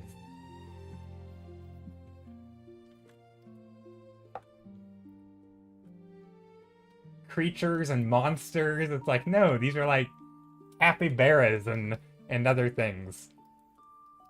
To be fair, some of them are barely animals. They're more humanoid. True. I mean, and then there's just straight up like fictitious things like jeweled, like turtles with diamonds on, jewels on it. Like, obviously it's not real. So that feels more like a not more, but it feels kind of like a Magic the Gathering creature where, because again, creatures in Magic the Gathering are also things like boars, and I mean, everything's a creature. Humans are creatures. But a lot of the creatures are just things like cats cats are a creature type in Magic, right? So are boars and pretty much everything. Elephants, squirrels, right? So the line between creatures and animals to me is just everything's a creature. If it's a, unless it's like a, you know, a like a sorcery or something. Anyway. Jewel Beetle and Star Tortoise are real animals. Oh, are they? But yeah, they don't look like that IRL. I was pushed to fit the gem mechanics visually. Nice. Wait, did you do the art for those? Because they look great. Funny enough, they're some of the few that I can kind of remember the names of because the art stood out. But also because it has that they feel a little fantasy and they land for me. Yeah, but those look good. Yeah, those were mine? Nice. That's so cool.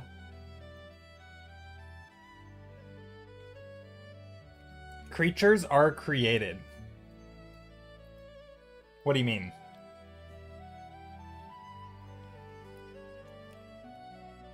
I pushed to the cheapier Jewel Beetle. I'm glad it got approved. Nice.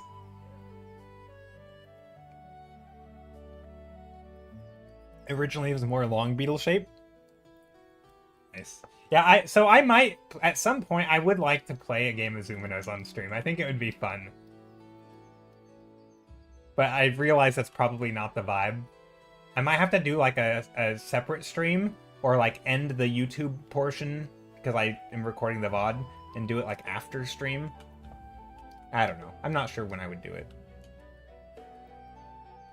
Also, I was going to do Pink Foggy. I forgot what I was going to paint today. I've just been rambling. Literally, I wanted to paint like a pink ocean. This is what we did last stream. Well, no, not this. But we added this to the world map as like a little icon. So this little floaty thing is this. And yeah, we added it. And as we talked, we discussed how all this little fog stuff, which initially was just pink, I painted as a pink fog. And the pink fog is rolling out over the water, right? This is like the ocean. So you could imagine boats sailing in and seeing all this pink mist, and which we decided was very toxic. And so, yeah, sort of thinking about, like, you know, you're on the side of the ocean here, the shorelines. What could those shorelines look like? That's kind of what I'm thinking about today. So that's what these are. Sort of pink, foggy shorelines. Maybe it's, you know, shipwrecks. In the etymological sense, not entomological, etymological sense, a creature is something that has been created. Creativity, too, it all comes from the Latin word. Gotcha.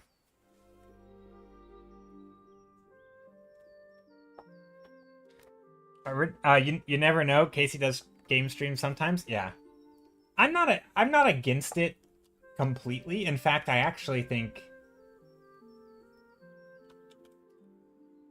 it wouldn't be terrible. I just don't know if other people would. I don't know. I actually considered, Sarah, doing like recording a playthrough and just kind of rambling, because like sometimes I know this is gonna sound stupid, but sometimes in those types of games, just talking through your decision making forces you to have a reason for why you're doing what you're doing. It's not just, oh, I like it, I'm gonna click it because it worked before. And so just talking through your reasoning, kind of like sometimes when I'm painting, except probably better than that, because but yeah, and so I thought about recording and I'm like, oh, what if I made like a video? I don't think I'm a person who would be good for this, because I'm not great at the game. I don't think I'm terrible, but it would be kind of fun to make content for it, or like do some like if I play a good game or something and I talk through my choices, and I'll upload it. Or maybe all the games. I don't know. Probably not all of them. It would be kind of fun to record the game. That way when I do like a beat a challenge run, especially if one's really tough, then you can do the upload. I'm so glad the recent YouTube vids that have been made since launch are using the actual art, not dumb AI filter. Oh, that's good. Yeah, I haven't even looked I haven't looked for any of the Zumino's videos. Also, I think I decided that I didn't want this to be... I wanted the rocky shores to be on one side. Because this thing was going to be like a big gulf. Not a gulf. What do you call it? A big rocky landscape. The pink skies in the back. I want it to be a little foggy. Pinky haze.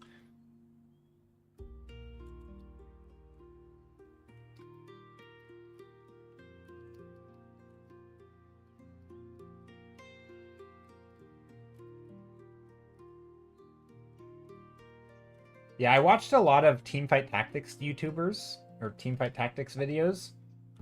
Because, again, that's kind of... To me, that kind of game really lends itself to, like, trying to go hard on the decision-making. No, obviously, what I like about it is it doesn't have to be a hardcore... Like, I feel like some games, like Teamfight Tactics, it's very hard, at least for me, to enjoy taking it not seriously. But I think Zumino's actually, because it has like number go up thing, it's just kind of satisfying that, like, if you were to play it on a low difficulty, I haven't really done that much, but if you were, it can be enjoyable. Like, it could be sort of therapeutic almost, just sort of chill, fun, good thing. It's a single player game? Yeah, it is a single player game. Although there is a daily challenge. It's a set seed, so like everybody has similar RNG, I think. I don't exactly know what is balanced for it. I don't know if the exact starter hand is the same. I assume it's just I assume there's still randomness and like deck shuffling, and probably tile shuffling, but I assume like certain things are certain RNG is probably pretty consistent. But yeah, there is a daily challenge seed where there's a leaderboard and you only get one shot at it, and you have to try and beat it, basically, and get as many points as you can, and then get on the leaderboard. So it's kind of fun. Today's, I had a bug, though. I reported it, and the guy acknowledged it, but basically I loaded up the challenge run for today, and it loaded me into like a challenge game mode instead of being the zookeeper in the settings. What's your highest spot? 4? Probably? I never checked at the end. I never checked at the end of the day, so I don't know. Probably 4? I think 4th? There's always somebody who, like, either they are just way better than me, or... Like, when you have a big pool of people in a game like this, I do feel like... I don't think I made it higher than... But I also tend to do it quite early. So, again, I don't check at the end of the day. So I don't know, like, if I ended the day as 4th, or if that was just my early position. And yeah, I tend to do it pretty early, because I work at nights. So if I get off work at, like, 6 a.m. or something, or even earlier, sometimes I'll do the run at, like, literally at 3 a.m. So there's not a lot of time for people to play. So sometimes there's only a few hundred people have done it. Or actually, sometimes there's only like a few hundred total, I think. I don't know. But yeah, no, today it loaded me into the 4 corners challenge mode, which is you can't complete a day unless you have a tile in one of the corners. And that is not... I did not know when I clicked it that that's what it was, because it said it was... The zookeeper was Gemma, which is like the gems... Which is actually like a... To me, that feels like a somewhat high-roll-y zookeeper, because it makes the easy game early, and anything that makes the early game easier... Sorry, it makes the early game easier. And anything that makes the early game easier allows you to have more chances to, like, make it to the late game, right? Obviously. So I was kind of excited, like, oh man, I'm feeling good about this one. And then I didn't get Gemma. Gemma was not what it loaded me into. It loaded me into a random Chally 4 corners thing, and I'm like, oh my god. And I didn't know, I was literally 1, so I was just playing, I was playing my literally the first round. I had no idea what the win condition was, because I assumed I was just on Gemma. And then as I was literally 2 turns from winning, I glanced down. I'm like, wait. No, I think I hit the point threshold. I think I hit the score that I needed to win, and it didn't win the game for me. I'm like, oh no, what is happening?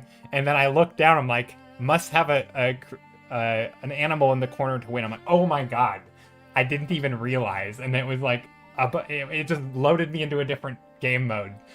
I continued playing it, and I did okay. I didn't do anywhere near as well as I should have, but I think I got like, I don't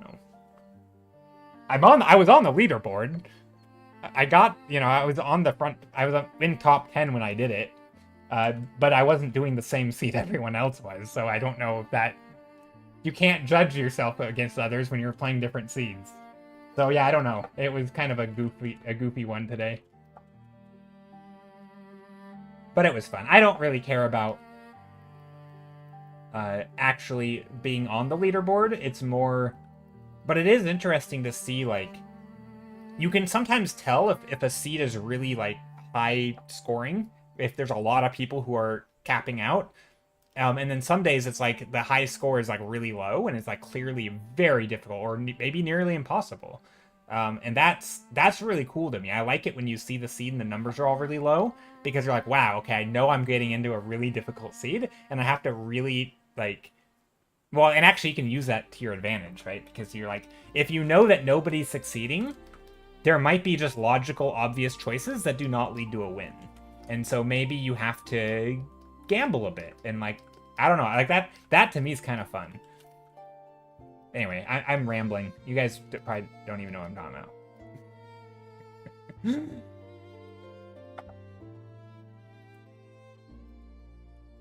But yeah, I think I had one day, I think it was the first day, literally on Thursday when the game launched. I did the requirement to play the challenge mode. Because I had played the demo a bit. I played the demo a couple days earlier, so I was kind of familiar. And so when it launched, I did the requirement to unlock the challenge mode. And then I think I lost on like turn 4 on on the literally the first thing. I'm just like, I just goofed up, or I don't know what it was. It was either bad RNG or me goofing up. I can't remember. But it was the worst run I had had in so long. I'm like, oh boy, that's upsetting. Like, and it was over so fast, and I'm like, well, can't try that for the next 22 hours. Part of me was like, man, you should get 2 tries. But no, I don't think so. I think the 1 try is really fun. I actually wish and this is not a real suggestion, maybe it is. Or maybe I'll have to think about it. If it hid the scoreboard until you completed your run. Because you can get information if you know it's a high-scoring run, then you can just do the normal, obvious plays. But if it's a low-scoring run, you might have to, like, go for the high roll, right? You have to do something that is maybe not optimal, because you know it's gonna break away from all the normal random RNG that everyone else is gonna have, right? Like, if everyone's playing a similar way and everybody's failing, then clearly you can't play that way. And so so you can use the scoreboard as an indicator that you have to do something different. And I don't know if that's smart, like if that's actually good logic or reasoning, but I feel like that shouldn't be allowed. It doesn't feel like you should be able to use other people's scores to decide how you're gonna play. That feels wrong. So I don't know. I was thinking about that. Anyway, for those who don't know what I'm talking about a game that Sarah worked on. She did not all of it, but a lot of the art for. It's called Zoominos. It's like a roguelite deck builder game. It's really fun. I'm completely addicted.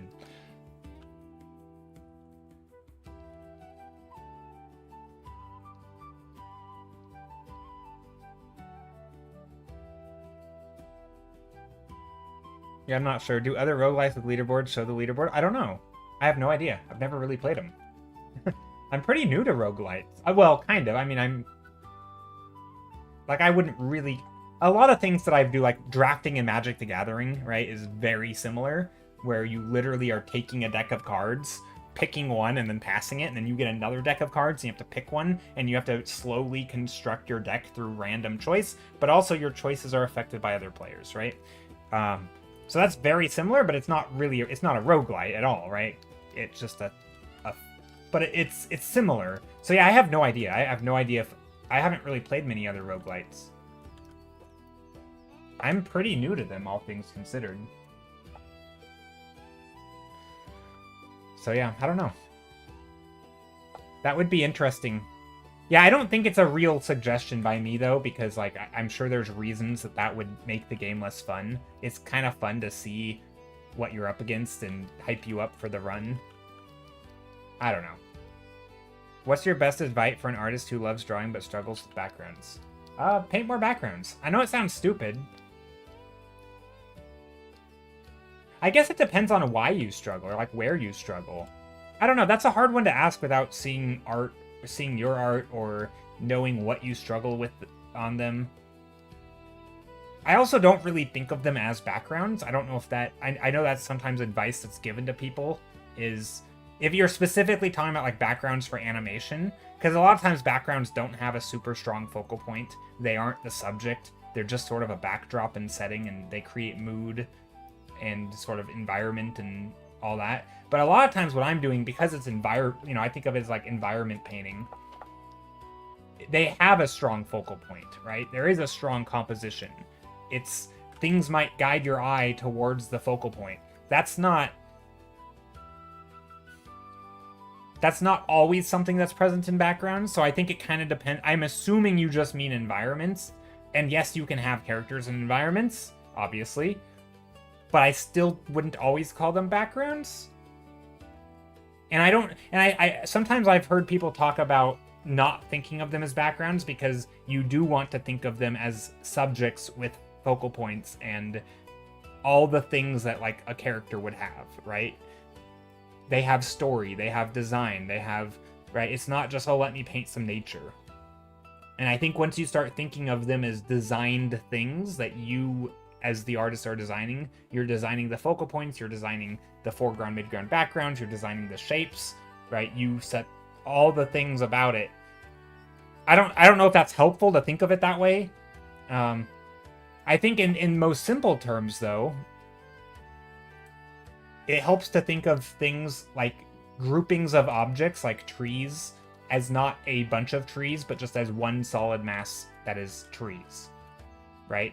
Because I think if you're used to painting like a single character or furniture or a single rock, to jump into painting 1,000 rocks might on the surface sound like it's 1,000 times the work, right? Like, surely painting one rock versus 1,000 rocks is a lot, is easier. Well, no, it's not, because it's still one painting. It's one composition. You're filling up the shape. You're filling up the painting with shapes, and it's right, like you're still painting the same the amount of a painting. It's like, imagine you're painting on a physical painting. It doesn't matter what you're painting, you're going to use the same amount of paint, right? If your canvas is this big, however big it is, 24 by 17 or something, like, it's not really, I mean, yes, obviously different paintings some are more simple, some are more complex, but I think there is sort of this intuition that some people have with environments that is like, environments are really detailed and they require a lot more work. And I don't think that's true at all, right? I think you can paint, a sky can be, obviously, not every environment has skies, but a sky can just be a big blob, right? A foreground could be, all this grass could be a big blob. Maybe you make a second blob that's going to be the sun or something, right? And so you have another blob here, and maybe you have another blob back here that's a little bit lighter, but like, you can have something that's very simple that reads as an environment. Here, let's add make these blobs slightly, different shapes or something, right? You can have some blobs that are very, very simple that read like an environment, not because I painted all the grass, but the second I start doing, little things like this, suddenly you have a grassy field right? Very, very simple shapes. I haven't painted a lot of grass, right? Maybe you do some shapes like this. And these are now trees. Again, by trees, I mean this is literally one blob that looks like a tree. Maybe you put some negative shapes in here. And suddenly you have like a, you know, maybe you put some darker shapes down here to imply some shadows. And suddenly you have a bit of an environment. But I think what's... Obviously, also perspective is really important, right? Adding little things like foreground, midground, background. Adding things that scale, right? Using, you know, if I have a big shape here and a small shape back here, and if you assume they're a similar size, it creates a sense of depth. So yeah, I think that's sort of my headspace for wrapping my head around environments. Oh, we're getting raided by villas. Villas AD, how's it going? Also, is that really loud or just for me? This is an IKEA furniture raid. We come in pieces. Nice. I love it. Faded Fatima, how's it going? Wangid. Velas. Wait, it said you raided with one person, but there's clearly 3 people. Did I get confused? How's it going? Welcome in, raiders. Hope you're doing well. Yeah, it's bugging? No worries. Well, welcome in, everybody. My name's Joe. I was just answering a question about how I personally advice for artists who struggle with backgrounds. But again, it's a tricky one because everybody's going to struggle in different ways. Some people have no issue with thinking about this like that, but they might have an issue with actually executing, say, perspective or something. Perspective's a big one, though. Definitely foundational for environments is perspective drawing. Also, I don't know what this is. Don't ask. But yeah, welcome in, raiders. My name's Joe. I'm painting stuff. Lately, I've been doing a lot of I always do environments, but environments, and I've been adding them to like a world map. And last stream, I added a little icon here for this environment I painted. And today, with adding these, we decided there was some pink mist in here, right? So there's some pink mist. And we decided that if there's this jungle with pink mist, and maybe this mist is rolling out over the water. And so today I'm kind of doing some sketching for how that might look. I'm doing some sketching of maybe some pink mist overlooking the water, trying to figure out what I want the shoreline to look like.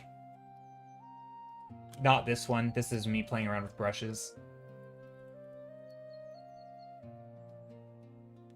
Yeah, I think also with environments, there's a lot of different moods and color palettes and things that can... Also, thinking about lighting, I think, is really important.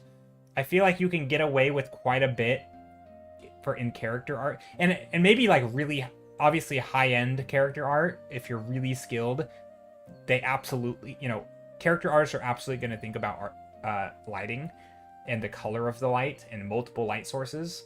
But I think for environments, you really have to, because you can't have an environment without a light source, right? You can't, like, that's just dark, right?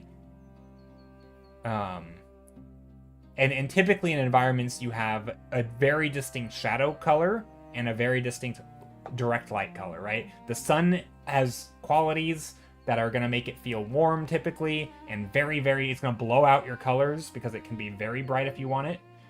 And the shadows are typically lit by the sky, so you typically have blue shadows. With character art, I feel like you can sometimes get away with not doing that, but environments, it's going to look a little weird if you just use variations of like the dark colors. Like if you have like a green grass, and then you make it just darker for the shadow, it's going to look very funny, because that's not typically how it's working. Like, generally speaking, you'll have atmospheric perspective, and you don't really get that in characters, so that's something that's different between characters and environments, is that you generally don't have a lot of atmosphere, and in environments you get a lot, you not always, but sometimes you can get a lot of an atmosphere. So that's kind of what I would recommend, is maybe even start with atmosphere, just to sort of train yourself a little bit to start thinking about that, and to you know, the way you might do that. But yeah, so person who rated Velez 80. What were you working on today? And would you like to share art? Meowdy says, oh, we have an emote for this.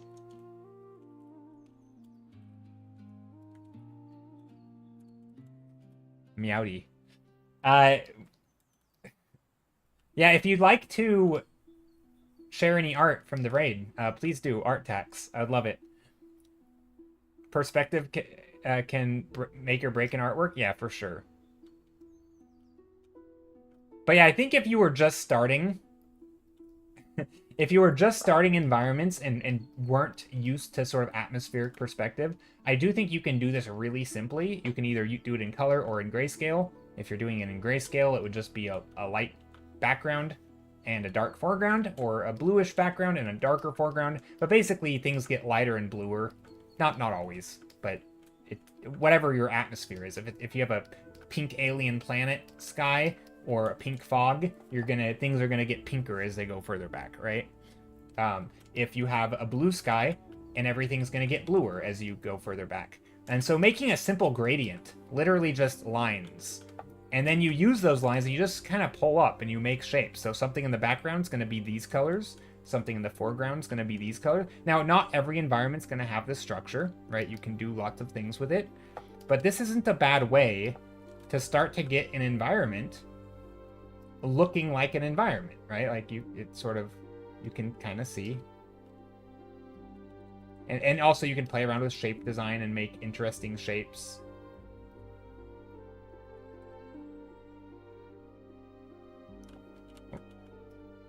Some overlapping shapes. But yeah, basically you're just playing with the atmosphere. You could think of it as like a foggy forest where the foreground is really vivid, and then as you get further back, it's very, well, foggy, and you can't see as far.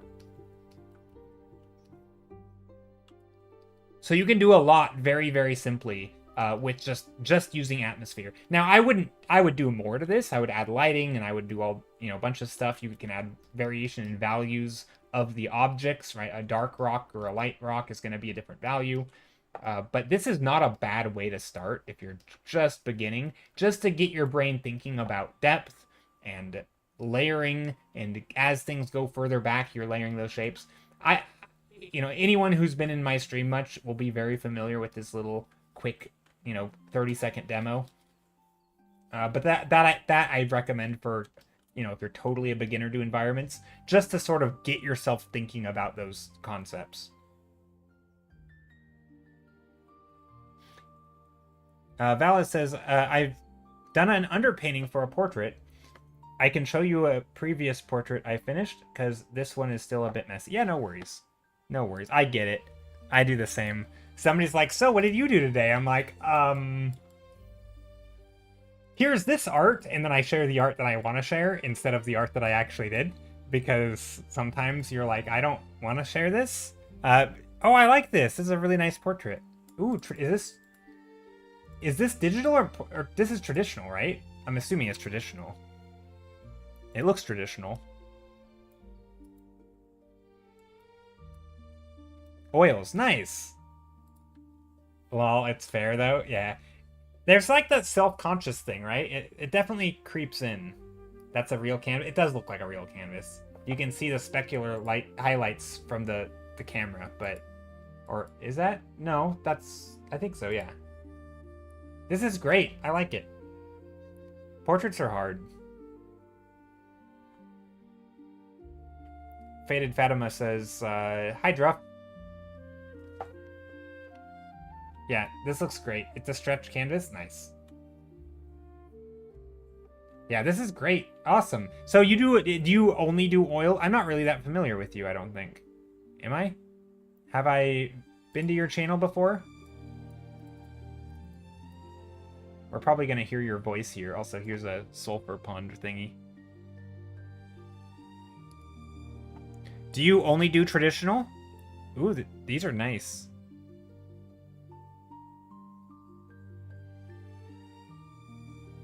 I like it. I'll give you a follow. Maybe we'll pop in sometime. Baliz is a brand new baby streamer. That's awesome. Good to share. Good to show new streamers support. That's one of the biggest things, in my opinion, to get, you know, biggest advices for streaming, which I'm not the best person to give advice to streaming, probably. But my biggest advice is just be active in other people's streams and get to know people so that they recognize you and they slowly over time learn that you stream because you raid into them, you chat, and then pretty soon they're like, I want to be in your stream because you're a cool dude, and you know, it's just fun to paint in good company. And then that to me is like the biggest advice, which is basically just be around, which I don't even follow my own advice. I used to follow my own advice, but I've been so bad about chatting in other people's streams lately. I feel bad. Also, what do I want to do here? All these environments have the same sort of eyeline, and they're kind of boring. So I'm going to play around some shapes in the foreground, pointing into the midground.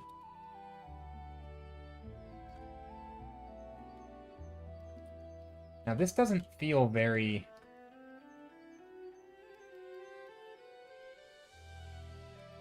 What does it not feel? It doesn't feel like there's a jungle back here.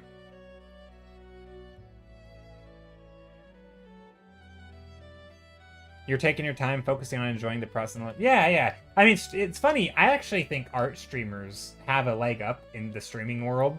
Now, granted, they are starting in a very small, like, category, right? And there's a lot of art streamers. But I actually think art streamers have a leg up because streaming is a creative thing. And you are, you know, you go live every day. Well, not every day, but like every day you go live, it's sort of like you're doing a new portrait, right? Or a new painting. And you learn over time, and that's how you improve. And like, we've all done this process as artists, right? The same way you learn to paint is the same way you learn to stream, right? You basically just do it, and you can look back at your previous work and say, what am I struggling with? How do I improve? You know, and that sort of self-reflection and critique cycle that you might do, that sort of internal dialogue of what's wrong, what's not working, that type of thing is exactly what you, in theory, need for streaming, in my opinion. So yeah, I actually think stream artists kind of have a leg up. And you see it a lot online when people on like like the Twitch subreddit where, you know, new streamers will discuss their streaming struggles. And a lot of the struggles are basically the same things beginning artists ask, which is like, well, it's basically the same stuff beginning artists ask. Things about, you know, focusing more on the outcome rather than the inputs. Sort of expecting it to be a hit success right from the start, you know, that kind of thing. It's like, no, it's not. You got to start as the baby. You know, you got to start taking a few steps. And also, like, growing social media, it's very similar, right? What am I doing? I don't know what I'm doing. What if I put in light shapes? Light blues. I'm kind of just noodling. Sometimes when I'm yammering, I just kind of go on autopilot.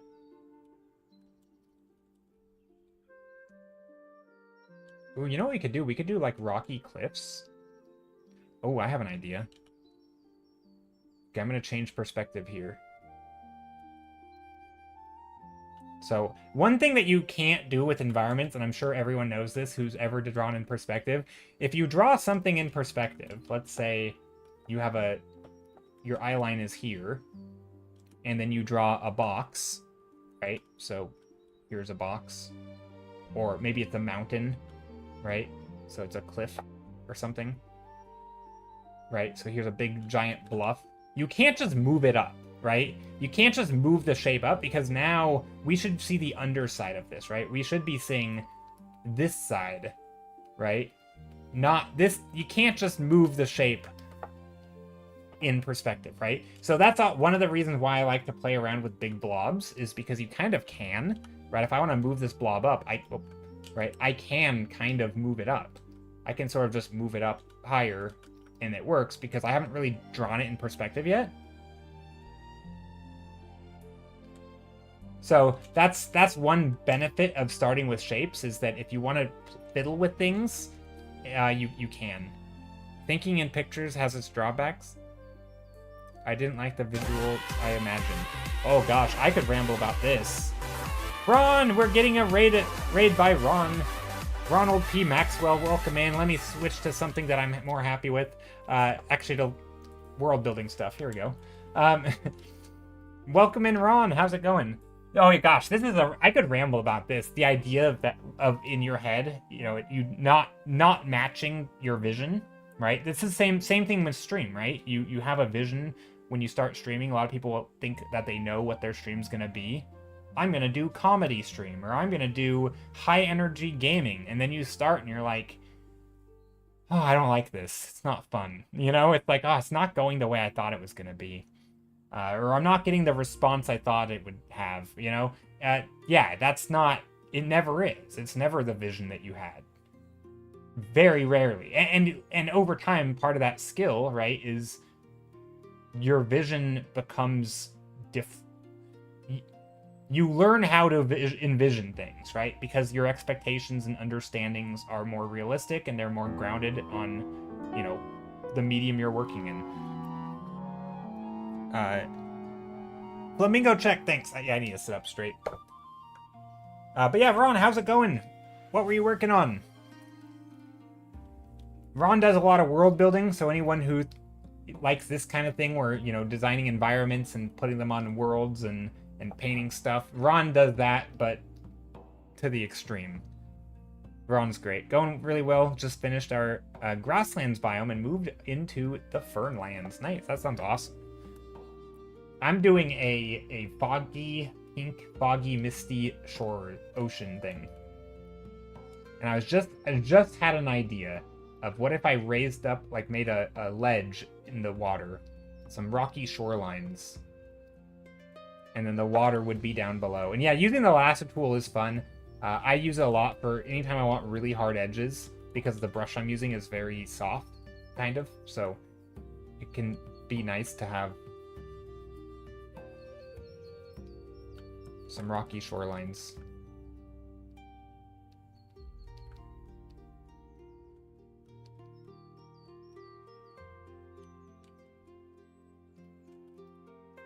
And then behind it's going to be a jungle. A literal jungle. Going really good. Oh, I already read that part. I'm glad it's going well. Let me share some art by Ron. Ron's great. He does a lot of creature. He's been doing a lot of creature design, and I'm always impressed. Hello there. How are you, lovely people, doing today? Blake Poor. I'm doing pretty well. Lots of rambling, chatting. I've been addicted to a new game that just came out on Thursday, and it's called Zoominos, and I've been playing a crap ton of it. It's like a roguelike game, so I've been rambling about that instead of art, making probably annoying people in my stream, because some people show up for art and then hear me ramble about a game. So that's been happening a bit. But I'm doing well. I'm also a little hungry right now, so stream might have to be a little shorter than normal. Also totally not so I can go play video games. No, it's actually because I would need food, but then I would play games. For sure. It's literally my plan after stream today. But yeah, Ron, wait, I didn't say much about Ron's art. Here's Ron's art. Ron does, yeah, creature biome, so this is an apex of our grasslands. Okay, so Ron, I got a question for you. I have noticed that you seem to paint a lot of apex creatures. Do you start with those, and then do you like paint like their prey? Or whatever, however you describe it. I don't know much about biology, but I assume you would start with like the big predator and then like think about the creatures underneath it. Do you do a lot of that where like you paint the beneath creatures, or are you mostly painting the apex creatures? Because I feel like I've noticed you paint a lot of apex creatures.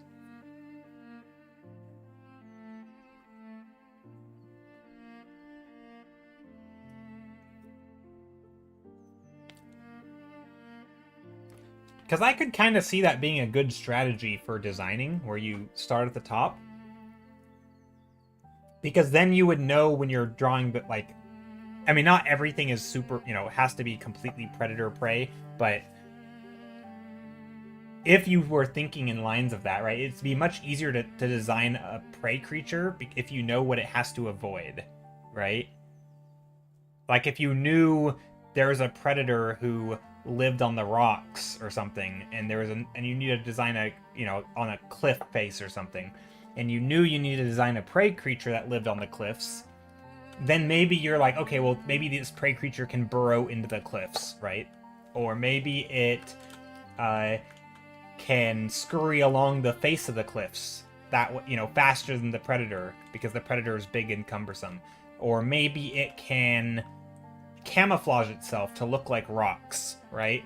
That would be a way that you could be a prey creature, not an apex creature. But like that, you can't do that if you don't know if you don't know the environment, if you don't know what you're trying to fight against. Because a lot of things are evolve, right, based on what kills it, right? If the thing that kills it is, picking it out of the ground because it has contrast, over time, the ones that blend in are gonna survive. And so, but that doesn't matter if that's not how the predators are hunting, right? If the predators don't care about sight, well, then it can be any color, right? If they're doing sound, maybe these things will evolve to be quiet, right? So, anyway, rambling about how you might design. So it does make sense to start with the predators, I feel like, or the apex.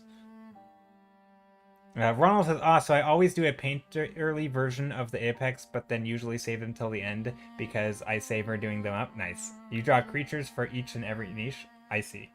A lot of the time, Ronald says, I have my audience roll or choose what I draw next out of 20 potentials, each slotted into a web of life. Oh, that's really cool. Yeah, I actually really like biology or zoology. I don't know much about it, but thinking about the animal kingdoms and how that sort of the ecology of things and how everything works together and that those interactions between species, I always think that's neat. And from a design point of view, it's really cool to like come up with those and world build those. I don't have any of that in my... Actually, we did a little bit last stream. Joe, those pinks and cyans are crazy pretty. Did you use reference? No, this is just all just born from vibes. Yeah, this is just born from vibes. I mean, so it's born from vibes, but inspired by this. So this painting, funny enough, did not start pink. So it's... speaking of the vision in your head, I can ramble about this for a second. So this painting, if I go up here and change the hue and saturation, not saturation, sorry, hue. This painting started like this. This is what it looked like when it didn't have the pink back here, but or maybe it did, but it basically looked like this. It was not a pink environment.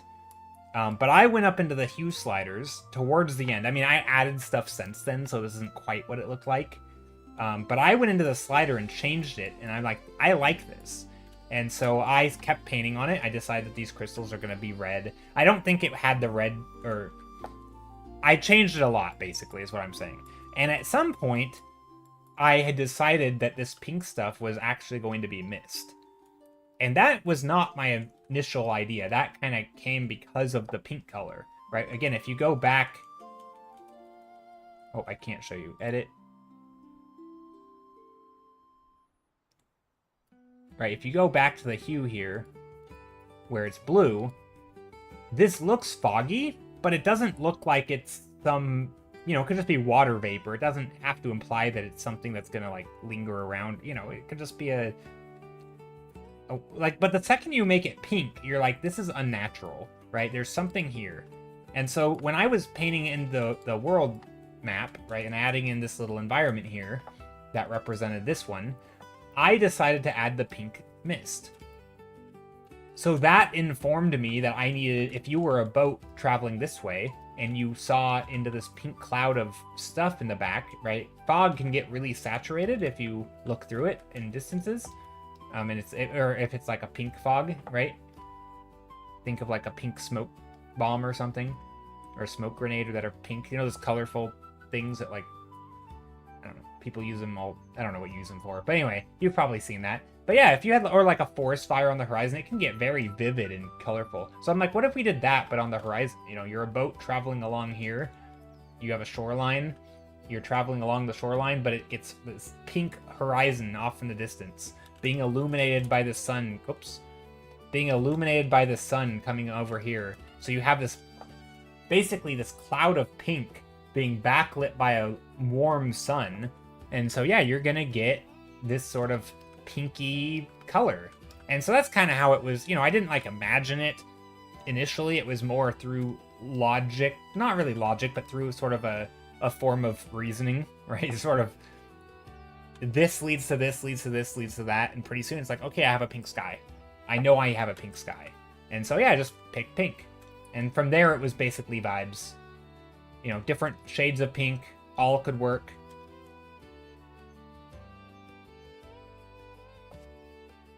So that's sort of how I got there, Hebe. Ronald says, I really do enjoy threading relationships through animals in their web. Threading relationships through animals in their webs. A wheat that feeds a mouse, a wheat eater mouse, a mouse stalker hawk, a hawk hunting wyvern, and so on. Yeah. Yeah. That's cool. And it's always fun because then it's like, okay, well, what does, you know, how does the, like, is the hawk, does the, what, I mean, I don't know if you do this, but like thinking about the biology of those creatures and like what might make the hawk fit its environment. And if you know this is in the grasslands, does it look like the grasslands, or does it, not everything has to blend in, of course. Maybe it's just really fast and it flies really fast. Maybe it's red because red moves faster. We all know that. Like red cars go fast. Maybe it's just, it's super bright and doesn't matter because it just outruns its predators and they just zip around, right? Like, thinking about that relationship to me would be really cool because then you can justify things, right? Normally, if you're like, oh, this is a prey animal, I'm gonna make it bright red. Well, hold up.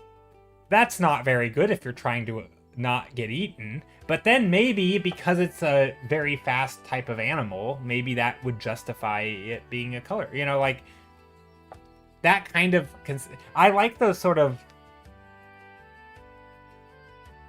those logical steps. I've always enjoyed that. And again, it's very similar to the type of thing we've been talking about earlier with the games and doing like Magic the Gathering drafts and Teamfight Tactics and now Zoominos that I'm completely addicted to. It's a lot of that kind of logic where you start with it doesn't, like, you get to choose, right? You're the one choosing what direction you take this animal in, but no matter which direction you take it, it still needs to make sense. You can't just say, well, maybe you could, but like, I'm gonna add 25 wings and each of them are gonna be a different color and it's gonna have all this stuff and 15 claws and like, it's gonna also can turn invisible. And it's like, okay, well, why? Right? Like, maybe that's cool, but like, the more justification you can add, like, you can do whatever you want, it's art. But to me, that justification of like why you're making your choices can get so exciting. It really is just like the most brain stimulating. It just tickles my brain in just the right way. Blake. Also, Blake, I know I've said it before, but the color of your name is hard to read. You're nearly done in your kitchen art. All I need now is the background. Nice. With your kitchen art. Wait, kitchen art and a background. Are you painting in your kitchen or are you painting a kitchen? And also, how does that work with isn't the kitchen the environment? What does the background mean or look like? Isn't the kitchen the background? A kitchen. So are you doing like the foreground first, and then you're gonna add the background of the kitchen? The wall, gotcha. Okay, I see. We were talking about earlier, somebody asked, what was my recommendation for people who don't do backgrounds. And I don't know if I had the greatest reply, but one of the things that I have always, I actually talked about was the way that I think about painting environments, because sometimes the way you think about something can make solving the problem much easier. And my answer was actually kind of what you just brought up unintentionally, was not thinking of a thing as a background. Like, an environment is an environment for me. So like if I'm painting a kitchen, the whole kitchen is the environment. So I personally don't it took me a moment, because that's typically not the way I'm thinking about them. That's not necessarily a wrong way to think about it, mind you. It's obviously a perfectly fine way to think about it. But I just thought that was interesting, because I'm like, isn't the kitchen the environment? Like, but yeah, I guess that makes sense. If you have like a foreground, midground, background, you could do the background first. And that's probably what most people mean when they say that. Also, yeah, so okay, let's talk through this. So I wanted some like cliffs here on the water, some rocky cliffs. I'm gonna put little rocks in here, little shapes. Rocky cliffs. And then up here, I want like jungle and maybe some floating stuff, because we have floating rocks in the jungle, obviously, as you can see by the floating rocks. So I'm thinking we'll have like it starts to get a little floaty, but not a lot, right? And also you can't really tell it's jungle right now. It doesn't look like jungle.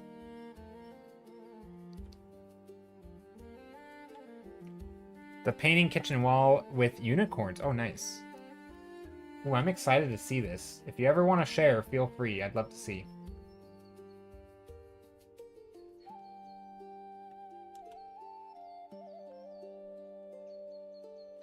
Oh yeah, Blake, you did a lot of those images with interiors with you did like a bar scene with a bunch of bottles, right? That was you. It took me a moment. I think I remember. Wasn't that you? I think that was you. Yes, okay, that was you. Great. Yeah, okay, I remember.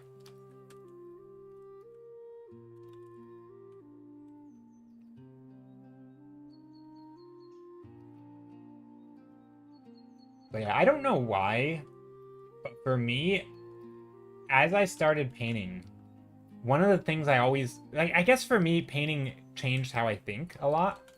And so it has sort of ended up being that one of my favorite things about art is that sort of that mental shift that I had to make. And how I don't think in many other areas of my life do I constantly have to try and think about things in a different way than I normally think about them. And I really like that about art. It really, yeah, it's just fun. I mean, the most obvious example with environments, right, is instead of thinking about like a bunch of trees, and I just mentioned this earlier, if you have to paint a forest, if you just painted a single tree, here's a tree, or at the bottom of a tree, right? But if I had to paint 1,000 trees, you might think, well, isn't that 1,000 times the amount of work? Well, no, right? Because now you're not painting a tree, you're painting a forest. It's one forest, right? Like it's not 1,000 times the work. And that shift of thinking about it, I'm doing one painting. The painting can be a person, 10 people, one forest, or whatever. It's all one painting. And that to me was a mental shift that makes certain subjects feel less daunting. Like a crowd of people doesn't feel like, oh my gosh, there's so many little people I have to paint. Well, not really. I mean, kind of, but it's no different than adding like some buttons on a shirt, right? A bunch of little dots. And those dots don't have to be detailed. They could just be little dots, and those could be the buttons on a shirt. Is that not as detailed as 4 little people that are in an environment just sitting back here? Like, you know, it's the same kind of thing. Do you like sketching with line art? I think I've only ever seen you paint on stream. I don't do a lot of sketching with line art. Sometimes I'll do a rough block in if I know either know not exactly, but if I kind of know what I want to paint, especially subject matter, sometimes I'll do a sketch, but it's very rough. It's more of like a composition sketch where it might be something like this, where I'm like, you know, I might just do some lines like this and be like, here's, you know, what if this were like a building? I do it a lot with architecture because I need the form, because architecture form matters a little. So like, what if there was a building here? This was like a door. It had some windows. You know, I might do something like that. This kind of, you know, maybe there's some smaller ones on a hill back here, kind of the same shapes. You know, I might do something like that. And then from here, I would pretty much just jump straight into painting. Right, so I might do something like that, and maybe some trees on the side. But I past this, I wouldn't do much. It's mostly just compositional stuff.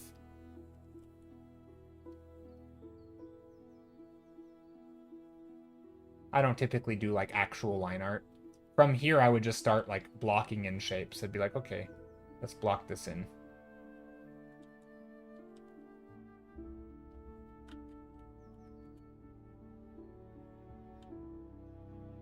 I'm blocking it very poorly, but that's okay. Man, how are you so good with the PC mouse for me? Oh, I'm not using a mouse. I'm not using a mouse. I'm using a stylus. Stylus and tablet. Yeah, so most digital artists use a stylus and tablet. With pressure sensitivity. It's the same way that you get gradients when you paint. So if you press hard, you can get hard marks, and if you press light, you get light marks. That's not done with a mouse. That's done with pressure sensitivity. So I have a... It's gonna be shiny. You can see it's very dirty. But here's my tablet. And so I draw on a big tablet, and as I press, it's just like it kind of treats it like paper. Man, I'll have a mouse. I don't know enough about. I don't know like what your budget is, but you can get some pretty cheap tablets, or relatively cheap. Yeah, I don't know if I would actually draw digitally or paint digitally if I didn't have a tablet. I don't think I would do mouse art, because that pressure sensitivity is what makes it feel like real drawing. So if I want to draw like let's say you want to shade something, you know, you have let's say you draw a circle on a piece of paper and you want to fill it in, right? If I want to shade it in, I do that by lightly pressing down with my pencil. If I want to shade it in really dark, I just press harder, right? And that's the same with a stylus. And same thing with line art, right? If you want to make light lines, you press lightly. If you want to make dark lines, you press really hard, right? So if you want to do like, you know, a light sketch, let's say it's a character.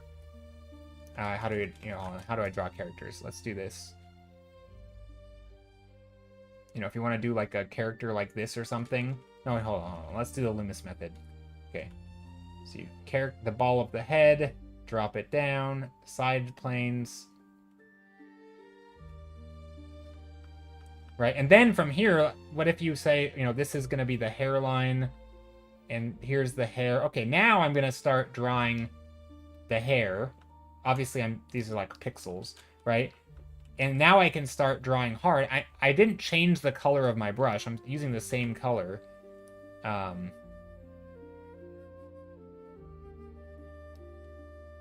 Right? But I'm doing this by pressing lighter, just like you would in pencil, right? Where you do your light sketching, and then you can draw darker over the top of it. Same thing. I don't know why I drew it so small, but hopefully you get the idea. So yeah, tablet's super nice. I definitely recommend it if you're new to digital art.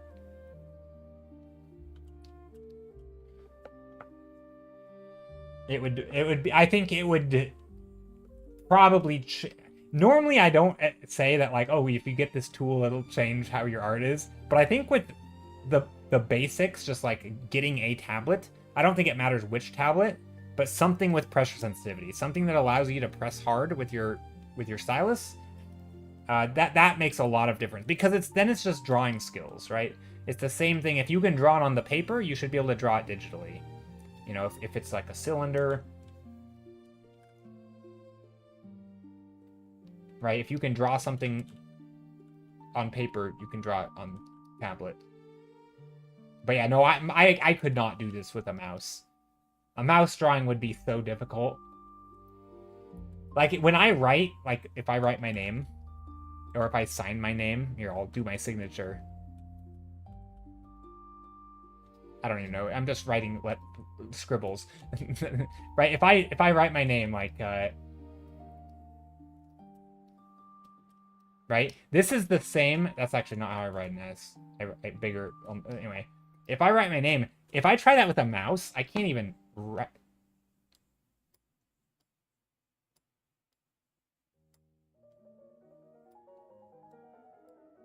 I can't use my. I mean, it's hard, and I'm trying to mimic it, but using a mouse is hard. Also, you don't get the same line quality, right? Because you can't make some marks lighter and darker.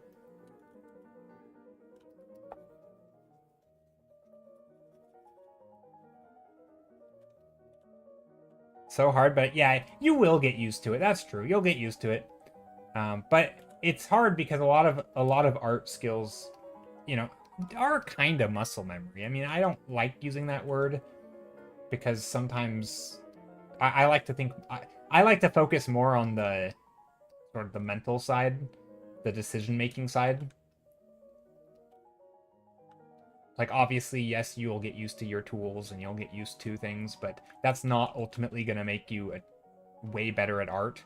Like, you will notice a difference, obviously, when you're not comfortable at something. Yeah, it is both. It is both.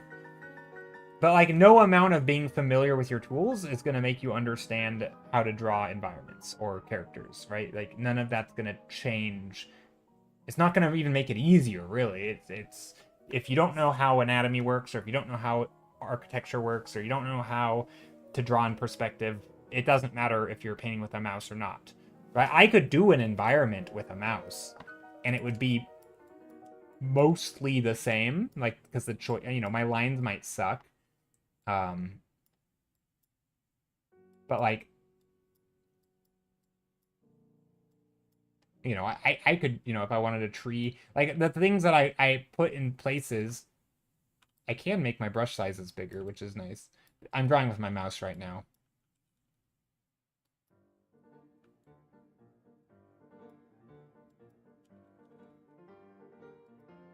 I'm too lazy to change light or change opacity.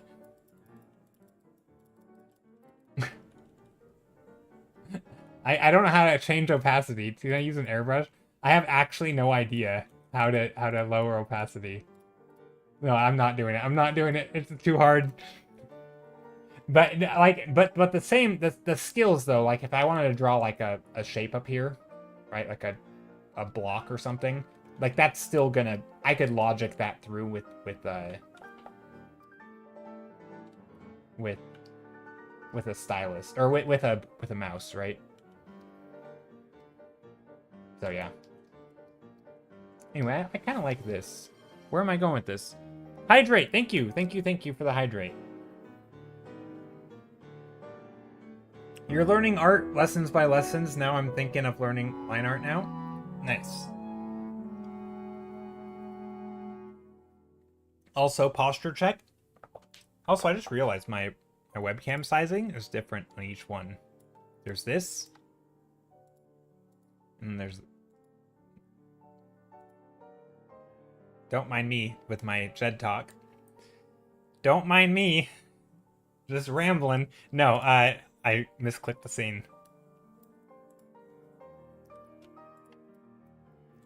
But yeah, I think practicing line art's always good, especially if you're practicing things like perspective.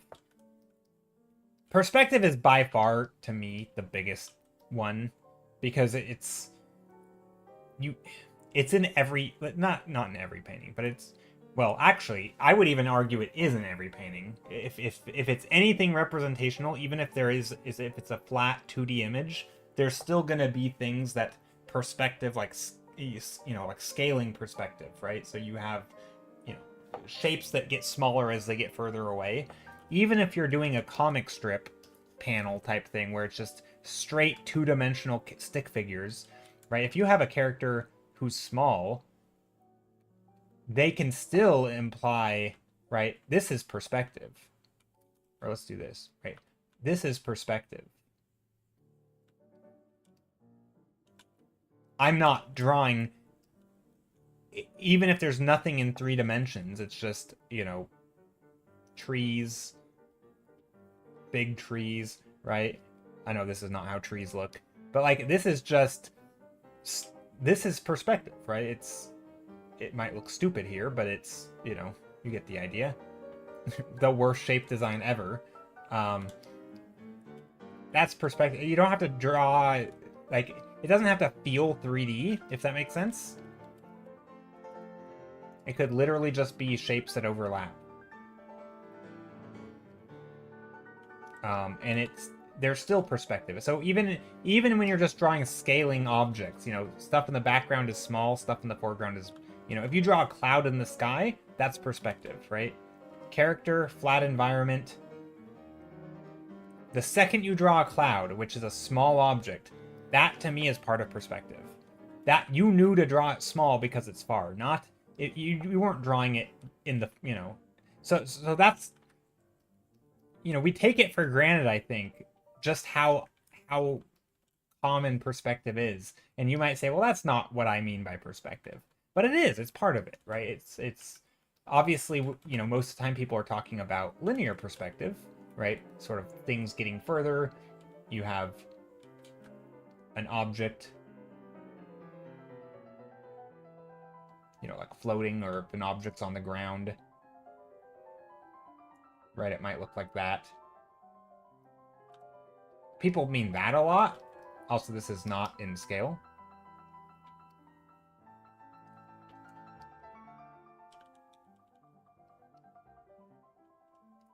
Right, so a lot of times people mean this when they talk about perspective, but this is a part of it, right? If you continue drawing a box here, let's say, and then you draw another box here, the fact that this box is smaller than this box is the same concept that makes this cloud smaller than a cloud that is not far away, right? You just didn't draw the, you know, that you just didn't draw the big box. You just drew the small box, or the small cloud. So yeah, anyway, that is part of perspective. So I think for drawing environments, having a grasp on perspective, you don't have to be like an expert at it, but it's definitely pretty much always an art. Even when you're doing big blobs and shapes and it doesn't feel like it's perspective, it's there, generally.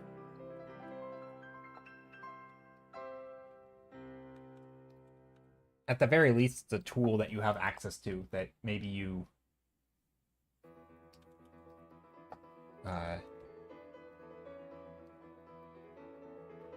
didn't consider having access to if you didn't know how to do it, you know? I think that's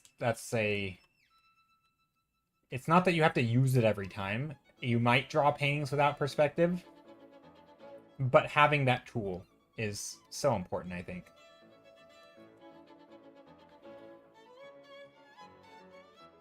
You know what I want to do? I want to do one more environment, but I want to draw a downward-looking view. I don't know if this is going to look good, but I have an idea. I don't know quite what it's going to look like, but I just know I want to draw something similar to this.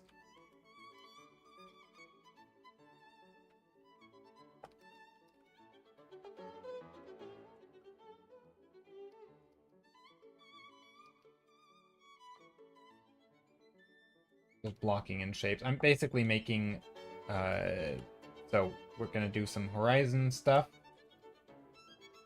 These are going to be like a cliff face here. Again, I'm drawing in perspective, how I'm deciding those shapes.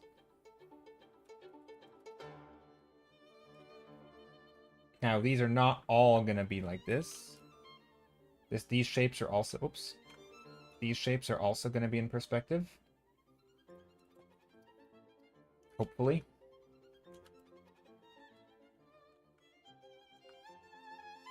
You probably can't tell what this is, but this is... We're looking above like a bunch of cliffs. Or like a rocky shore. Now, I'm actually going to delete one of the sides. Probably this side.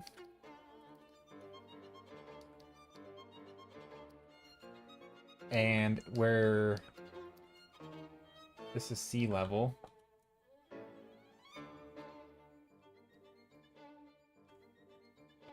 Something like that, maybe. And these are the cliffs that we're looking up over. Just trying to really quickly place in some big landmarks. That way I can start thinking about this as like an epic landscape.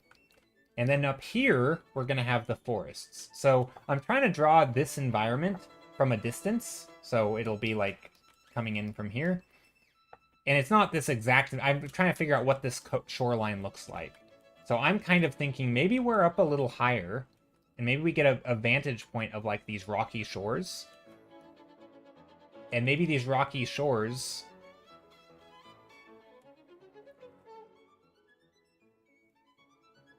Right, there's like a cliff here. And maybe a cliff here.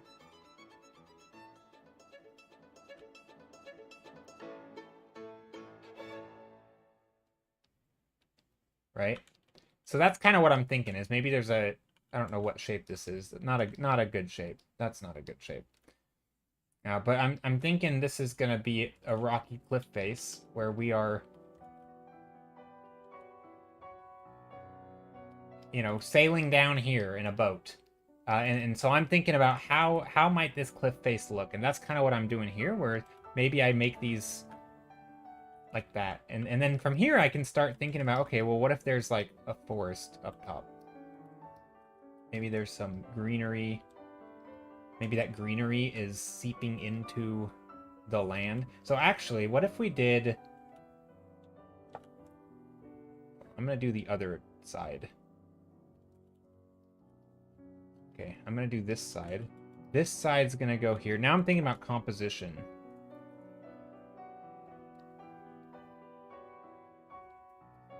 I'm thinking about shapes that are kind of pointing in. So maybe we make these green. And then I'm thinking about darker shapes for the cliff faces.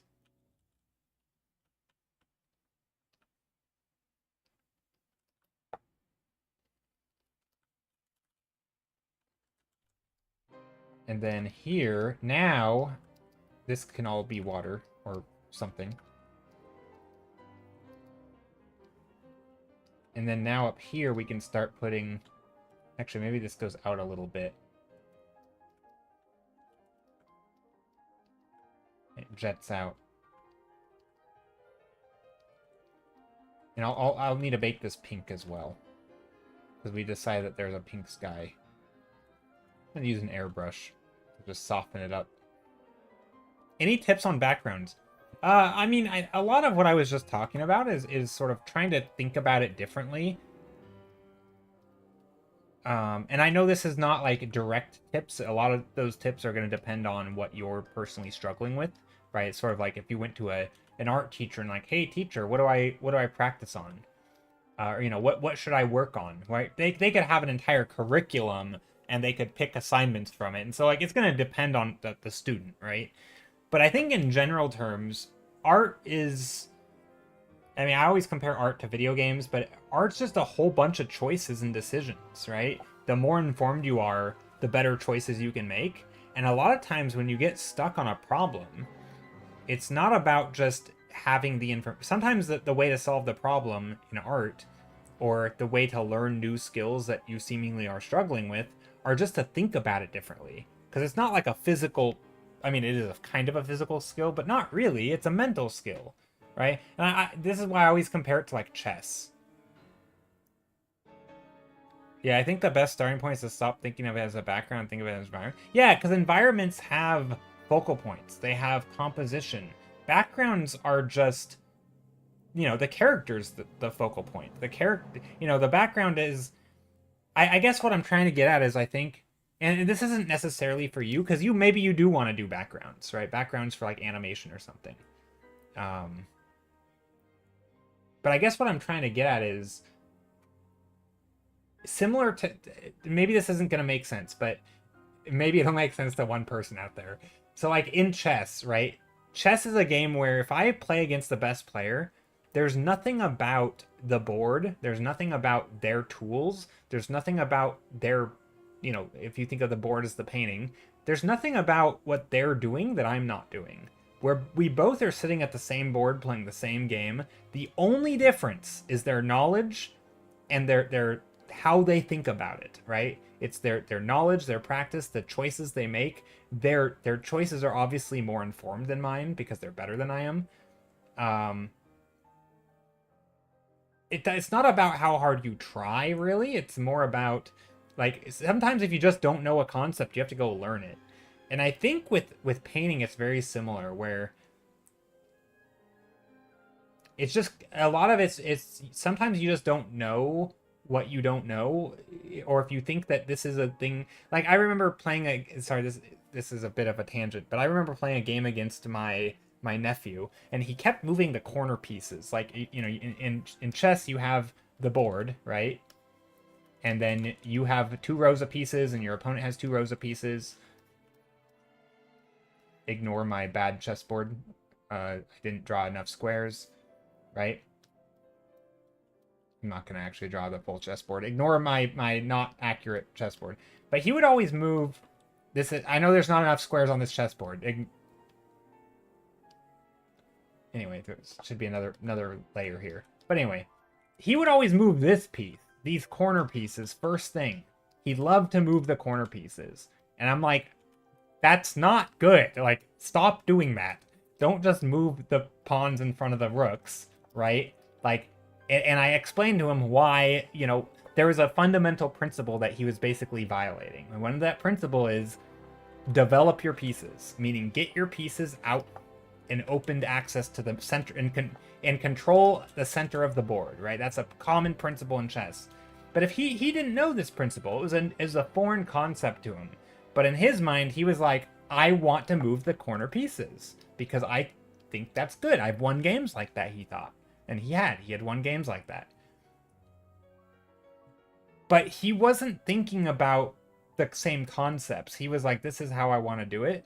And it just a shift in thinking about, instead of moving these pieces or whatever, you're now thinking about just attacking the center. Well, now you have all these options open to you, whether it's knights or pawn pushes or pushing a pawn to get access to your bishop. Suddenly you have all these different pieces or goals available to you. Not goals, what I'm talking about. You have different options available just because you changed one of your sort of ways of thinking about it. And I think that happens a lot in art, where just thinking about something differently starts allowing you to make choices differently because your framework is different. And I know this sounds very abstract. To be honest, one of my pet peeves is calling them backgrounds. I know. I do a little bit of it's. I don't mind it because I realize that a lot of people are coming to the stream because they want to paint environments or they haven't painted environments before. But yeah, it's definitely one of those things where, like, when I hear it, I'm like, I get a little twitch. In my head, I'm just like, it's just like a little, it's like somebody's poking you. You're like, oh yeah, I felt that. But yeah, no, I think if you want to paint environments, trying to treat it as a full painting, right? You treat it as composition, you treat it as, I mean, almost like an abstract. And this is not just outdoor environments, this is indoor environments too, right? If you want to paint I'm going to get rid of this one, but if you want to paint a kitchen or whatever, right? A lot of what you can do, you could say, okay, well, here's the center kitchen cabinet, right? Here, or here's the counter for the kitchen, right? This is where my stuff's gonna go, right? Little bottles. And maybe there's things on the side that are gonna, oh, all of a sudden you have perspective lines because I'm thinking about composition, right? And so now, wouldn't it make sense just literally just drawing lines towards the composition here, right? This is the center cabinet. Well, wouldn't these work as cabinets? Well, yeah, because that would work in perspective, and because I'm not thinking about what I'm just thinking about composition, right? I'm just thinking about, wouldn't it make sense if our lines pointed towards our main focal point? And maybe I put some lights up here in our kitchen, above our main focal point, and maybe I have, obviously we're very low in our angle, which is kind of weird. I don't know why I would have drawn it like this. If I'm being completely honest, I don't know what I'm doing. But you can start to think, okay, well, maybe you have things hanging down that sort of frame the scene. Maybe you have, characters in here that are leaning over this center kitchen part. Again, I don't know why we're looking at it like we're a toddler here, and we're very tiny. But, maybe you have a character up here. I don't know what I'm doing with this character. Worst character I've drawn in my life. Here's a character. They're off the page. Right, you have a character here and a character back here. A couple characters in the kitchen. They're very big. We must be a little kid. This is from the kid's perspective. But all of a sudden, this isn't about me drawing a background. This is the whole thing. I'm sketching in the ideas that, Also, what is this shape back here? Let's draw the shape in the foreground. We'll just block in the shape. Right? Suddenly it's like, okay, I'm drawing a kitchen, but I'm not. I am, but I'm drawing a full scene, right? Maybe there's counters back here. Maybe there's a, let's do this. And I realize this is very blocky and not good looking, but the idea isn't about making it look good. It's about the concept I'm trying to talk about. But yeah, I think you can... That shift from thinking of something as like a full painting or as a full environment from a background, because a background implies like it's a thing behind the stuff, and that's not always true. Sometimes you have a path that leads into the scene, right? It's a continuous path from background to foreground. Where's the background start, right? Where does the background here start, and where does it begin? Is this the background? Well, it's literally this. Like, this is the same structure. And so that I think it helps to think of it that way. Again, there's other things you can think about. But yeah, that's definitely a minor pet peeve. I agree with Sarah. So that's probably one of my tips. But honestly, perspective. I mean, perspective is like the real fundamental. If you can draw things in perspective, and you do enough, like, shapes getting smaller in the distance, and it doesn't have to be a linear perspective. Not all. It could just be like scale, some scaling perspective, things getting smaller, just big shapes and small shapes. That will do a lot. Atmosphere is another one. Atmospheric perspective is a big one for environments.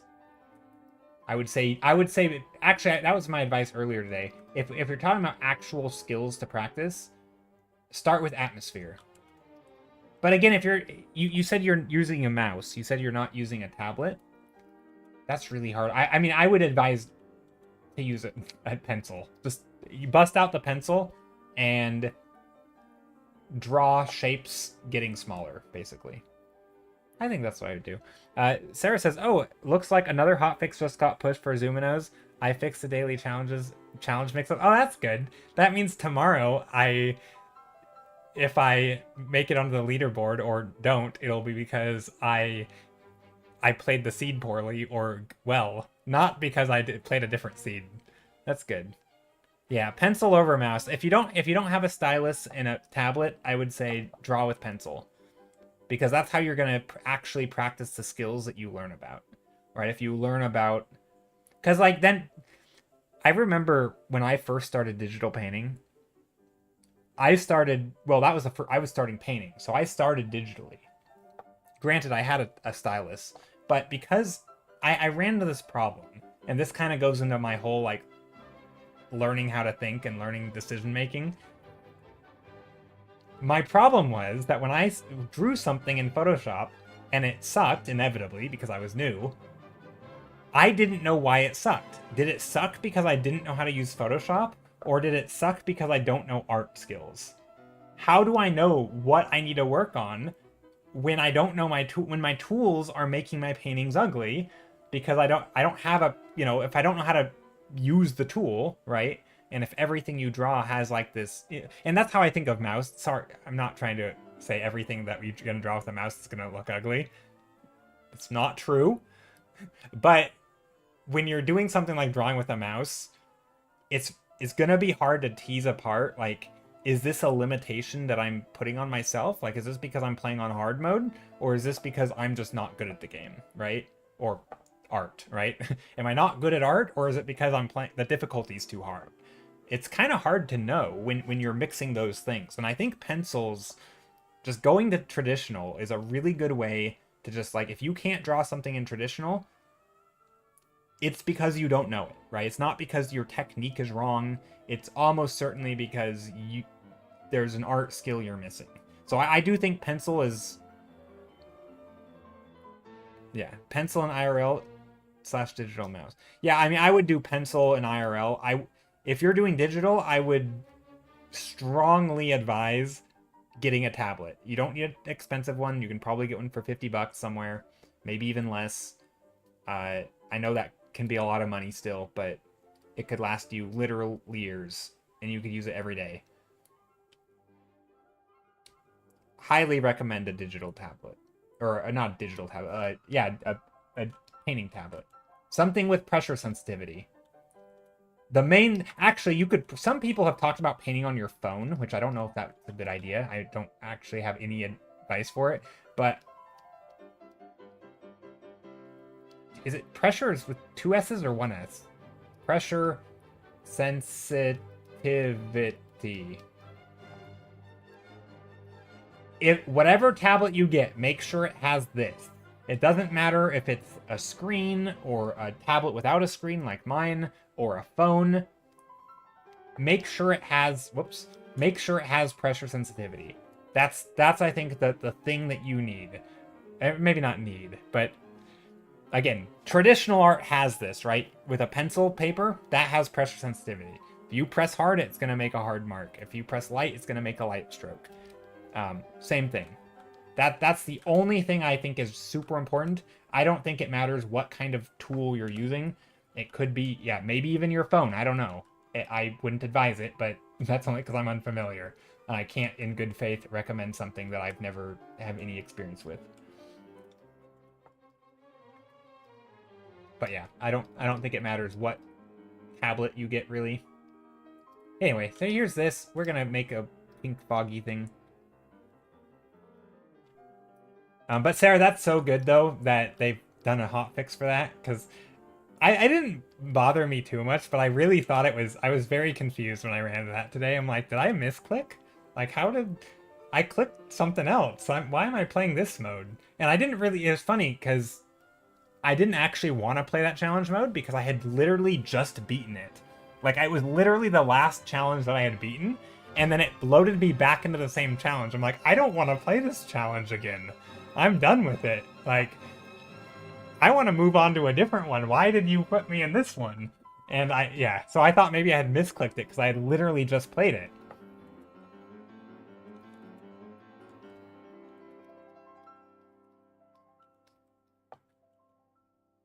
Yeah, so that's good that it fixed it. I'm trying to make my way to beat all the challenges, though. I'm not quite there. I think I have 7 done. Yeah, I have 56 points. So 7 of the challenges done on the hard mode. I'm not even trying them on the non-hard mode. I'm literally just starting out on the hardest mode. Because that's where you, at least for me, that's where I'm learning like what's making me lose games, right? I find when I can beat something, I don't learn anything. It's like, okay, I won. Did I win because I got lucky, or did I win because it was skill?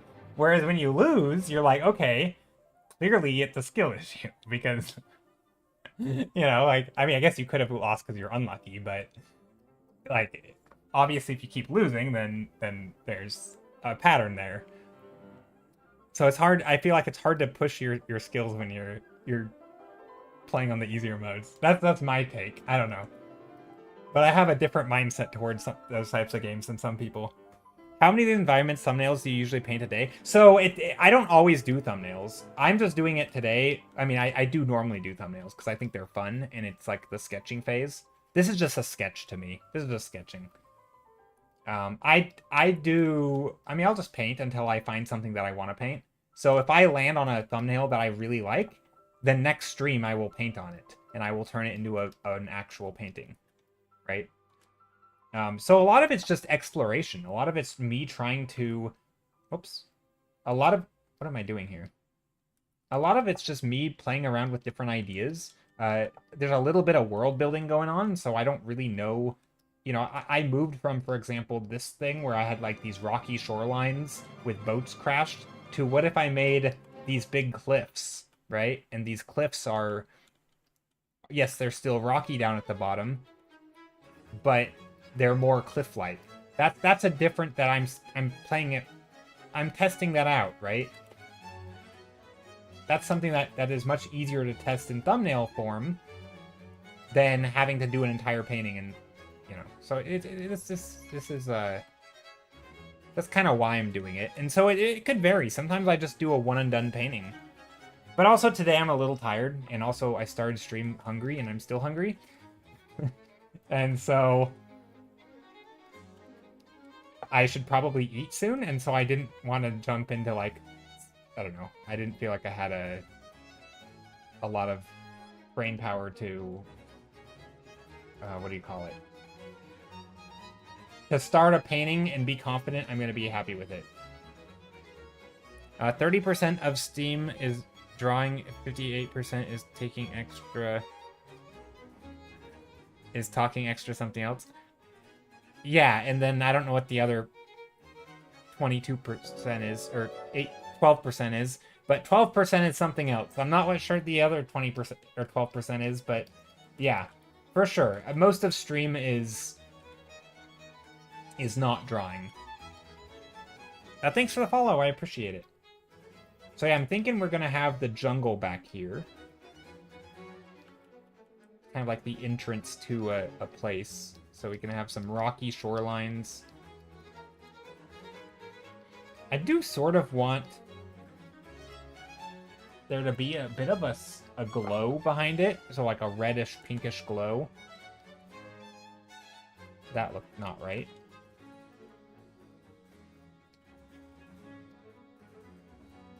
Now, it doesn't need to be sunset, but I do want a reddish, pinkish glow. Because this environment, oops, is going to be here.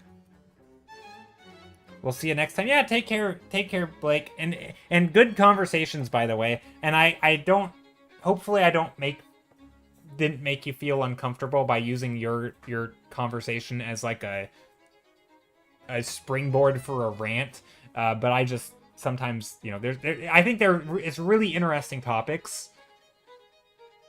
that I have thought a lot about and I enjoy talking about, and you know, when the opportunity presents itself, I'm like, oh, this is a fun topic to talk about. And so sometimes I do that, and yeah, just apologies if people don't like that. Because sometimes when people ask a question or mention something, I will ramble for that for a good while until I can shift gears.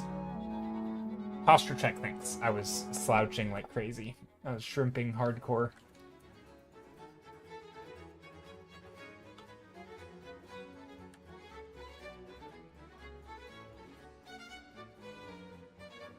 But yeah, I'm trying to think about what do I want to do. So my issue here is that the shoreline is going to be like a rocky shore, but I also want there to be jungle, right? Because this is jungle. And so I want there to be a lead-in where there's where there's jungle kind of on top of these rocks, right? There's jungle starting to be up here. And so we're kind of below the jungle. So if you're looking up here, I kind of want there to be like, you know, a little bit of jungle.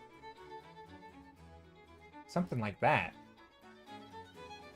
Came in from Ron's raid with lurking and drawing. Knew the line art and done for today. Thanks for keeping me company. Yeah, thanks for popping in. I appreciate it. And thanks to Ron for bringing people in. But yeah, very much appreciate it. So yeah, I'm thinking we have some jungle up there. I do want to put a little bit of floating rock or things because that's kind of how our jungle is. But I also want very rocky landscapes, rocky shorelines. Maybe this is...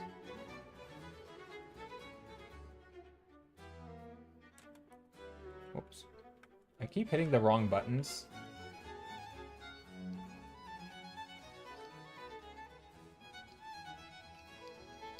I think what could also be fun... So maybe not a game stream. I mean, I would like to do a game stream at some point. But... I could also potentially stream games in Discord at some point. I don't know. Maybe not. I don't know if I'm up for that. I feel like that is more exhausting. Because then I feel like I don't know.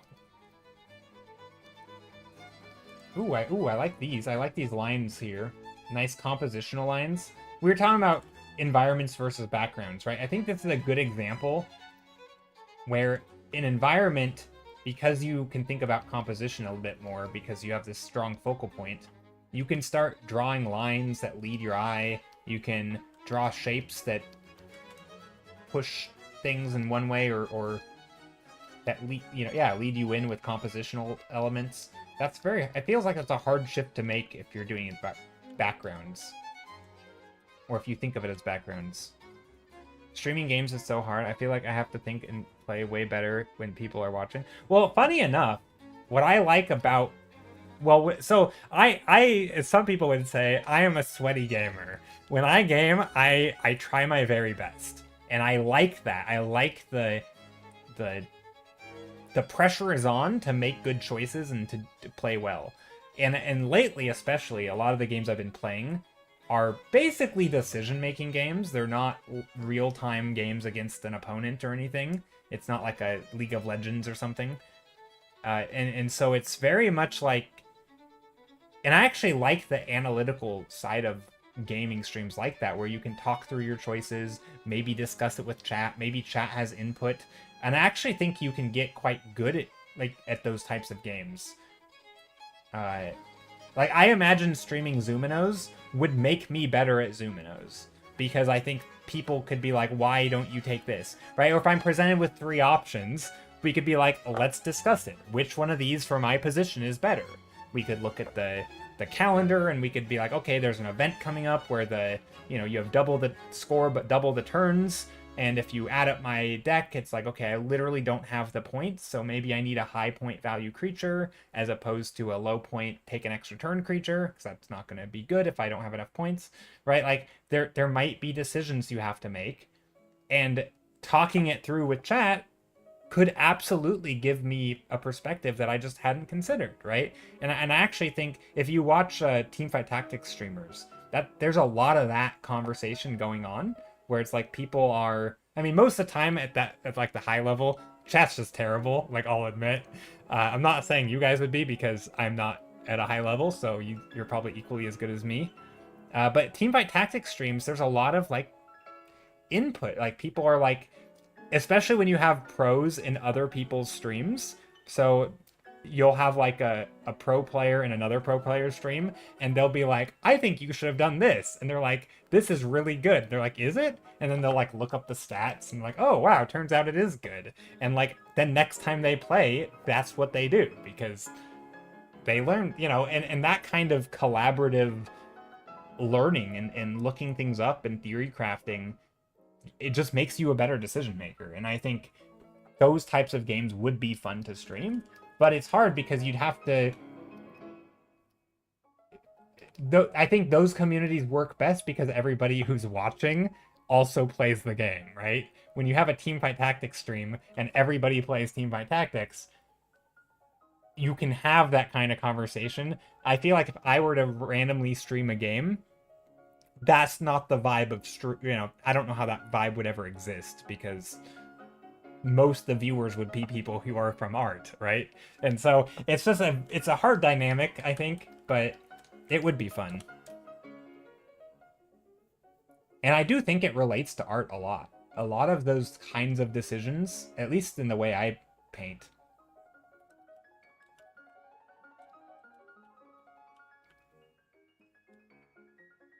Like, for example, if I have a compositional thing, right? Like, what is the position of my painting right now, right? The analogy that I just used. What's the state of my painting? What does it need? I could do lots of things. I could spend time on details. I could, imagine there's three choices presented, right? You have details, you have composition, and you have story. And maybe you go with composition because you think that sucks. Maybe you go with story. And maybe there's a debate, right? That could happen in chat over which of these. And maybe chat unanimously agrees that details is not the thing that this needs right now. The position of my painting currently is not at the state that details are important. And if we do go details, well, which details? Where do we put them? Why do we, how do we make those choices? Like that to me is very similar to that kind of logic that you use in those games. I know it sounds, maybe you don't see it that way. And maybe other people don't see it that way. And that's what I mean by you, the general you. But for me, it's, yeah, surprisingly similar to art.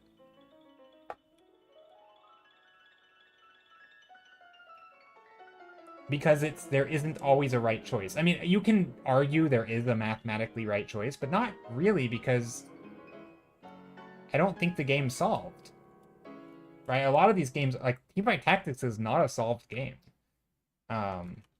And also there's dynamics that isn't just play the optimal thing, right? It's not about just playing the best comp. It's about how you get there, and now there are probably some aspects of it that are solved. But by and large, there's still, discussion and debate that happens between the pros, and that's what they have study groups for. And I think that's cool. I've never been in a study group. I actually considered trying to take it super seriously and join study groups, because I want to do some of the Thursday tournaments that are going to be happening in a couple weeks. They're going to start back up again. But I don't know if I'm going to play the new set. If I'm too addicted to Zuminos, we'll see. We will see. I think these would work better if I had a lot of small shapes to push the scale. Very helpful to learn. Yeah, I agree. And I think art streams do offer a little bit of that with learning and talking and discussing. And generally, my streams aren't quite there because, unlike some of these games, the goal is not always clear in art. And so if you aren't on the same page as me with what my goals are, it's very hard to offer good input, because, like, I might have a goal that you aren't aware of, or maybe my goal changes. In something like Teamfight Tactics, there's pretty much like two goals, right? There's win game or top 4, right? You basically play, and the ultimate goal is to place as high as you can, right? The biggest goal is to do as well as you can, reasonably.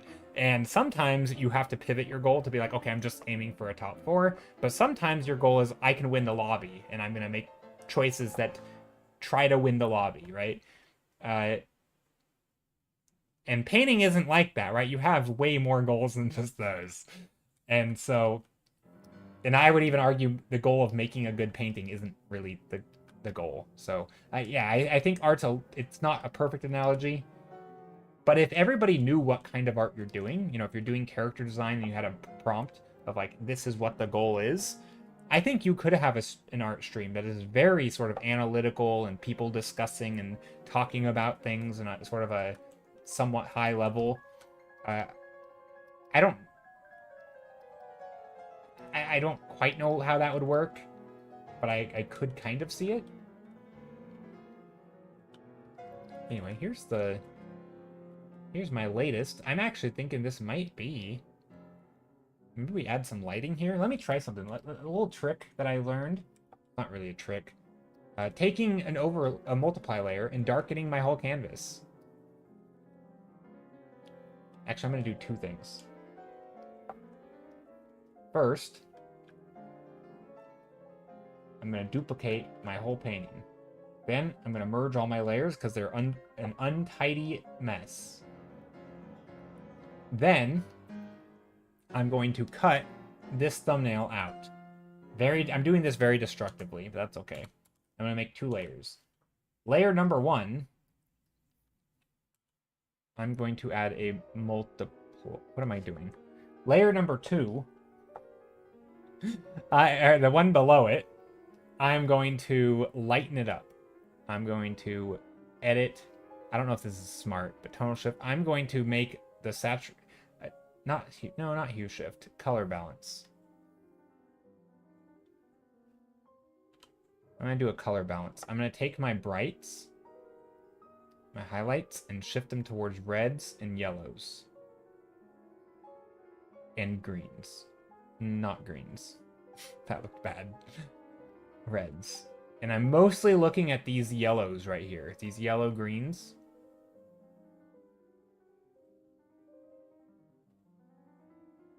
Okay, let's go with that. Halftones can also go reds, greens.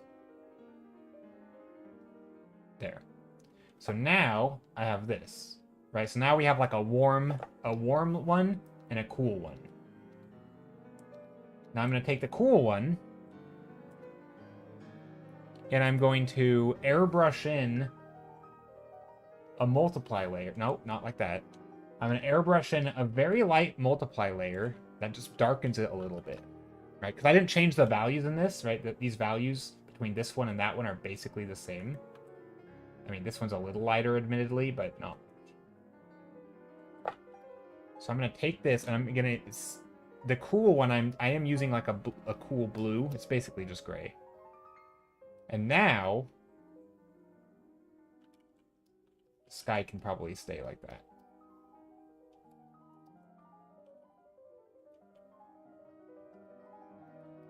If I merge these,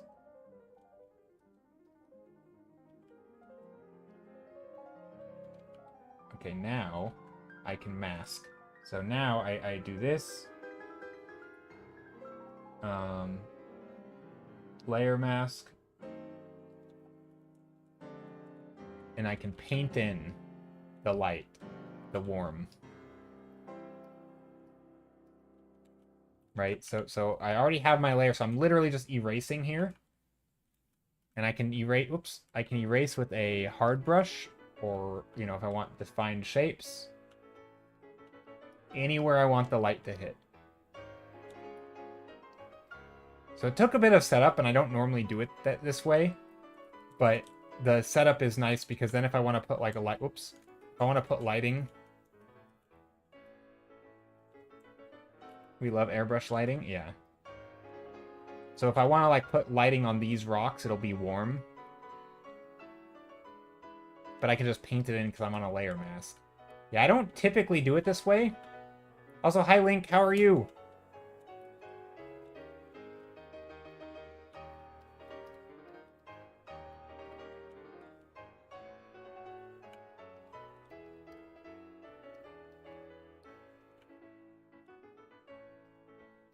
Now, does this work, though? Let me go back to this painting. No. The sun needs to come over the cliffs. I mean, I guess we could be doing these cliffs, right? This is where we could be painting. So if this is where our painting is taking place, then we could have the sun on this cliff face, right? We could have these shores be lit. That could work. Just saw your recent thumbnails. Oh, thanks. Yeah. So I've been doing a bunch of paintings like this, and then I've been adding them to the world map. And this one, I am doing some sketches for an area in here. Yeah, it's interconnected. Yep. So I'm doing some sketches that'll have like this. We'll be looking towards here, which is like this pink and purple, this pinkish mist. Basically, the pink mist from this scene. And it's gonna be in the shoreline, so looking towards that. A story between environments? Yeah. I mean, it's super vague. Like, it's not really a story. It's more of... I mean, I can tell the story of this, of how I came to make these connected. And it's not very exciting. It probably is a pretty lame story, all things considered. But basically, I painted this scene in isolation. Yeah, it's some world building, exactly.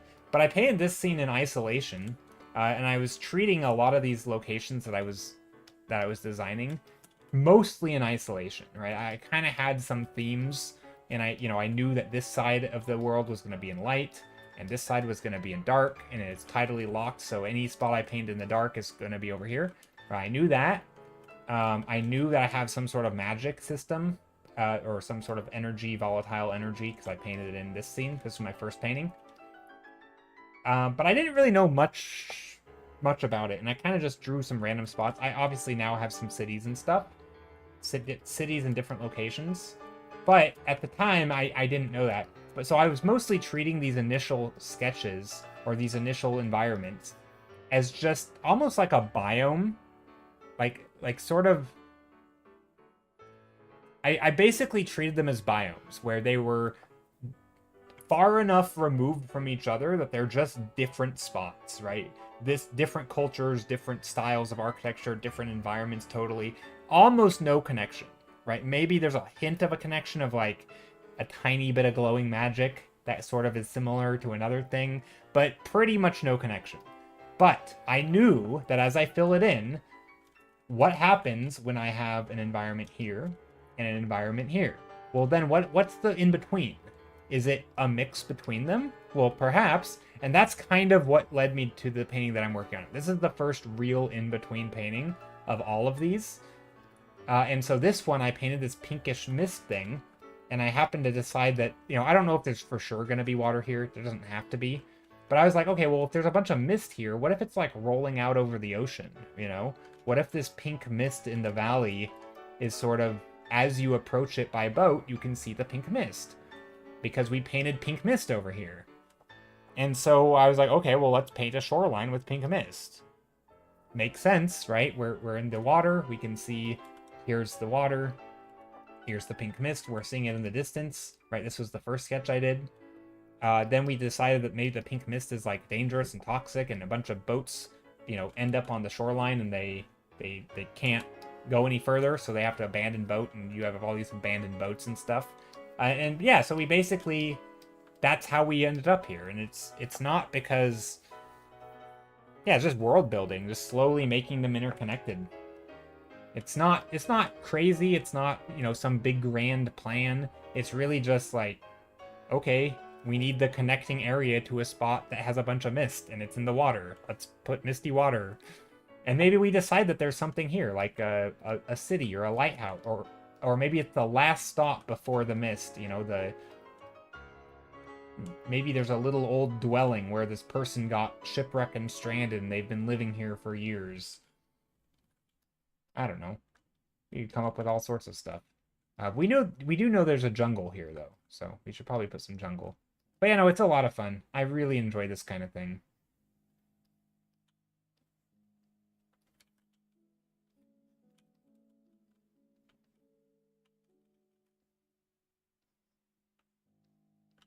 But yeah, how are you, Silence BRT? Hope you're doing well. Definitely a little bit of world building, mostly just painting though.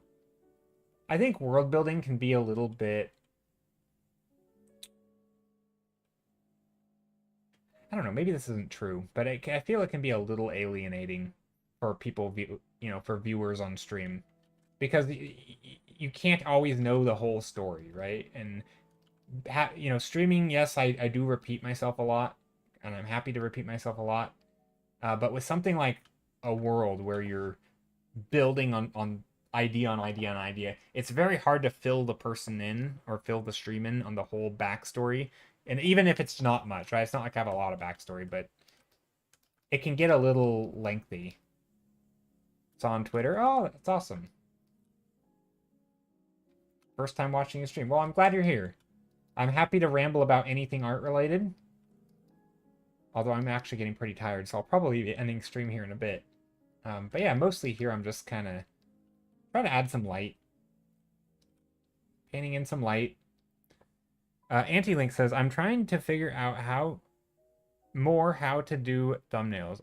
I really adore how you sketch them. It feels like you have a plan or see pretty quickly there is a value structure will go. Feel free to disagree. I kind of struggle. I do disagree with people a lot. When people tell me how I work, and then I'm like, that's not. No, but you're kind of right. I think I kind of struggle to gain traction. My drawing random shapes. Yeah, so I don't think it's really. I assume that was by drawing random shapes. I went on a ramble today, I think before you got here, about teamfight tactics and a new game called Zuminos, which I recommend, and drafting and Magic the Gathering. And all of these are similar because they have this thing that I call direction, which is you have a bunch of random stuff, right? Random assortment of cards, random assortment of champions in your shop or whatever, random boons that you have to pick from, whatever it is, right? It's kind of random, but then you have to say, what are they doing, right? Like, what direction? What's my game plan, right? What I have to pick some at some point. Sometimes you can kick the bucket down the road. You don't have to figure it out right away, right? In a lot of these kind of deck builder roguelike games, you don't have to figure out your direction right away. And same in painting, you don't always need to know your direction right away. But if you can figure it out sooner, that's better, right? The sooner you can figure out your general direction, and sometimes that is based on mood. Yeah, sometimes it's based on value structure. Even if I don't know what I'm painting, I might know my direction, right? I may not know that even the subject, but the subject and direction to me are not the same. Direction could be a mood, right? Direction could be, it could be a subject matter. It could be, I want to paint a giant castle. Okay, well, let's talk about that direction. Giant castle. Maybe that means low angle, right? Maybe giant castle isn't imposing. Like, now we need to add more to it. Are we going to make it dark? Are we going to make it gloomy? Are we going to make it happy? And I think in these kind of like decision-making games, it's similar to art because a lot of times when I'm thumbnailing, I don't totally know where I'm going, but I do have like some people describe it as like, you have a mountain in the distance and you're trying to get to the mountain, but like the actual route you take varies. And sometimes I do that, right? Where you kind of need a visionary. Well, I wouldn't even call it a vision. I mean, sometimes it's a vibe.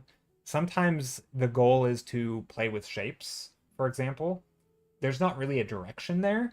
But if I decide that I want to play with triangles just randomly, I think, and also I should add another thing. Also, I just realized I don't like the composition here. Let's bring this forward a bit. I think another thing that I should point out is that you might think your starting point sucks, but that doesn't mean you shouldn't start there. Like, you don't have to have a plan. And if you say, like, for example, if I said I want to paint with triangles, that sounds kind of stupid. It's not very motivating.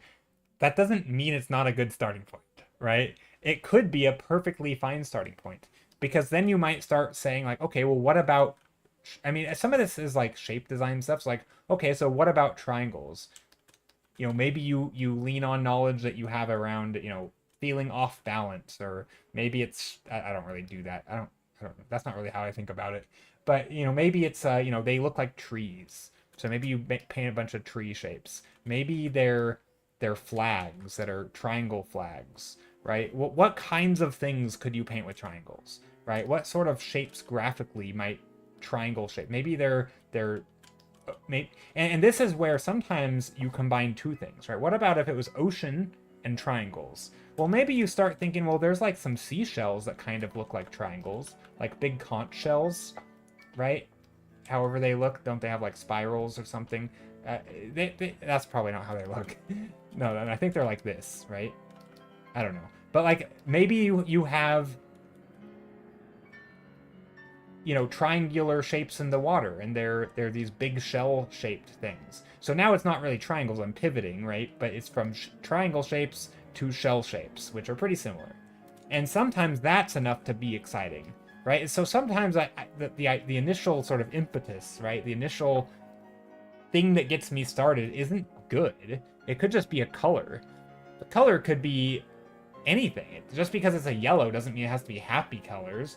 It could be sad and gloomy yellow. Maybe it's toxic smoke, right? We have this image was shared with me earlier. Maybe you have this sort of, toxic looking water that's yellow. Just because you paint with yellow doesn't mean it has to be happy. But once you decide that it's like yellow and gloomy and, you combine them and it starts pushing you in a direction. I think it is hard. I probably make it sound backrooms yellow. Exactly. And so I think if the thing that you're doing isn't, to me, like if the thing that I'm painting and I don't know where I'm, if I have no direction and I'm painting something, if I can't figure out something that kind of seems interesting from there, I will add another element to it. Maybe I start drawing a big shape, right? If I'm painting with colors and the color doesn't, spark something, I combine color with scale. Maybe it's small shapes, maybe it's big shapes. And then I say, okay, what could be small shapes and big, right? Or small shapes in yellow. Maybe they're flowers. Maybe they're, like, sometimes I'm adding an extra thing and I'm trying to sort of connect them. I don't know. It sounds very stupid, probably. But when I don't know what I want to paint, there is a lot of exploration, but it's not totally mindless. It's typically art stuff. Well, it depends. If it's a real world thing, I'll combine it with an art thing. So if it's like, I want to paint, I'm going to use an example that I would never paint, but like motorcycles, right? The motorcycles is not an art thing. That's a very real thing, or mountains. But maybe the art thing is play with scale or play with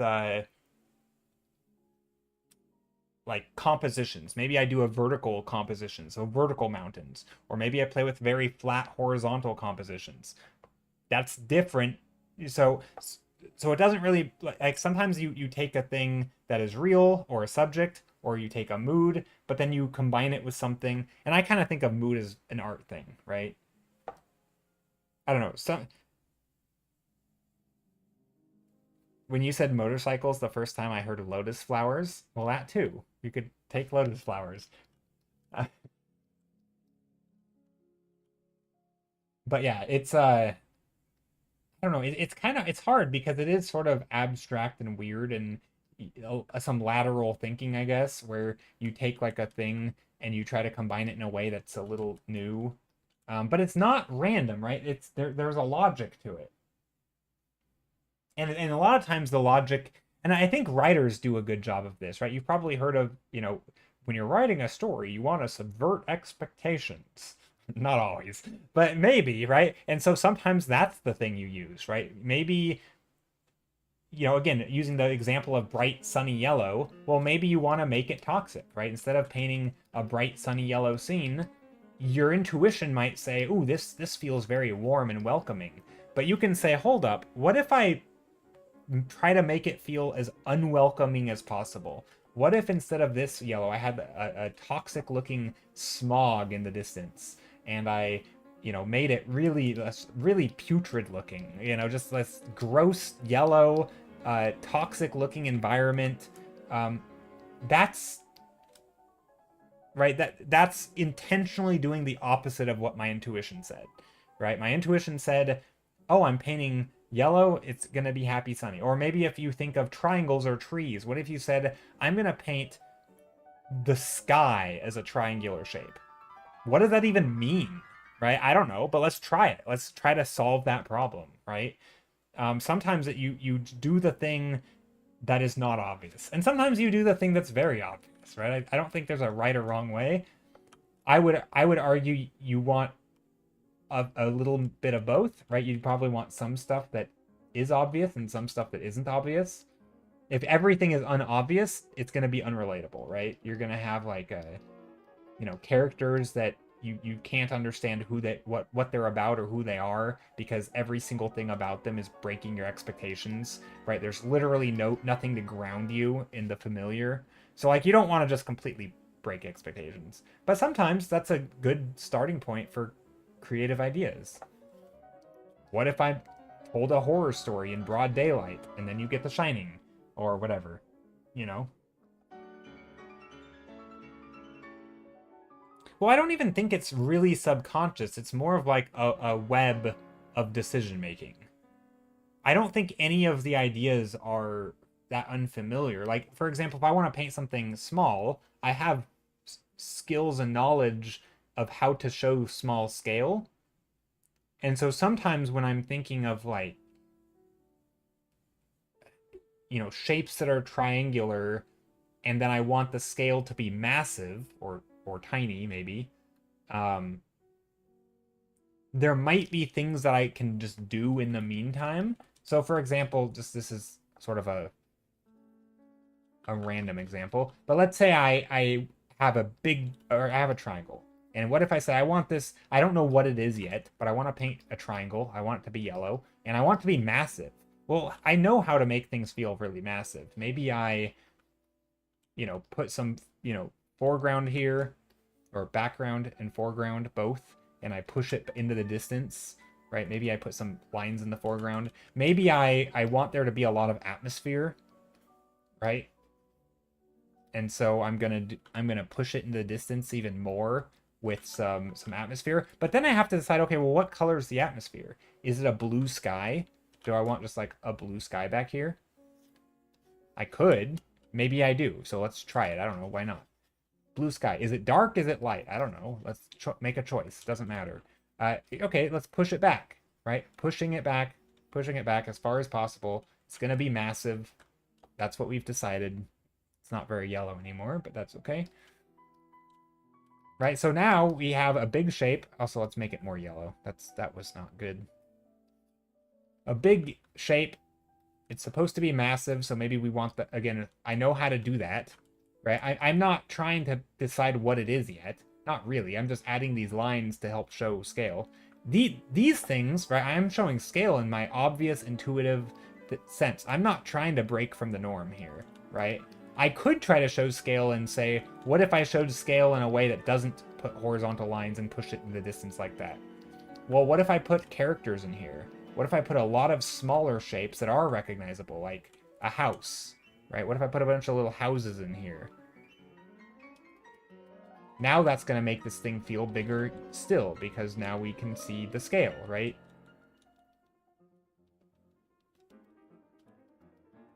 And now, again, because I pivoted from doing... But anyway, the point is like, okay, so what could this be? It could be a mountain. It could be, if mountains seem interesting, you could go that direction.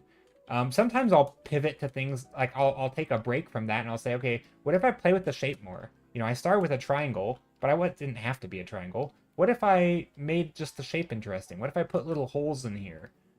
Sometimes there's some playing around with things and like, okay, what if I put shapes? And like, okay, well, suppose there were shapes. What would I have to do to make this work? Well, I'd probably need some shadows, right? Because there's an underhang. So now suddenly I'm adding some light and shadow to this. Maybe there's some weird underhanging things. There would be some here, because now we have a lighting direction. Lighting direction means this would need to have some light, right? Okay, this kind of looks like a big rock. Again, but also if we were using houses here, you don't use Control-Z a lot. Not really. I'd rather just paint over it, especially if I'm in this stage. Also, if I'm going to add some buildings here, like what if there was little tiny buildings up here in the peak? Now we have like, okay, these triangular shapes, a triangular mountain, and we're showing scale by adding buildings.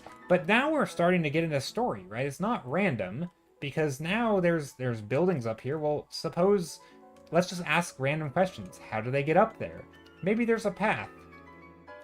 And the second I hear the word path, my brain, it's, again, this isn't subconscious, but I'm thinking composition, leading lines, right? Things that, so a lot of it's just like stuff that I've done before, but what if I make a path up here? And I want a little pathway to get up to this tower. Maybe we'll make it yellow. Bright yellow. I don't know. Why not? So now we have a little path coming in here. Composition, that's not good. Let's do that. And now, what if we rearrange these little houses up here? And again, I'm kind of making this dumb down a little bit, because I have to go one piece at a time. Normally, I do jump around a little more. The web of decision making is quite large. But yeah, what if there's little houses up here, leading the eye up to this main spot? Maybe, okay, well, what's in the foreground? I don't know. If this is going to be, again, scale, maybe these are trees. So we put a whole bunch of trees in the foreground. Again, this is more of a compositional thing, but I do kind of ping-pong around. I go from art thing to story thing. Sometimes I get an idea, like, what if there was a bunch of houses up here and along the path? Well, that's pretty much solved for me. Now I have my goal. I could even start over with that new goal in mind and say, okay, there's a path leading up to this triangular mountain, and there's a gap in it, and there's a bunch of, houses or something. I could start over with a different composition if I wanted, but this is, whoops, I'm on the wrong layer. That's okay.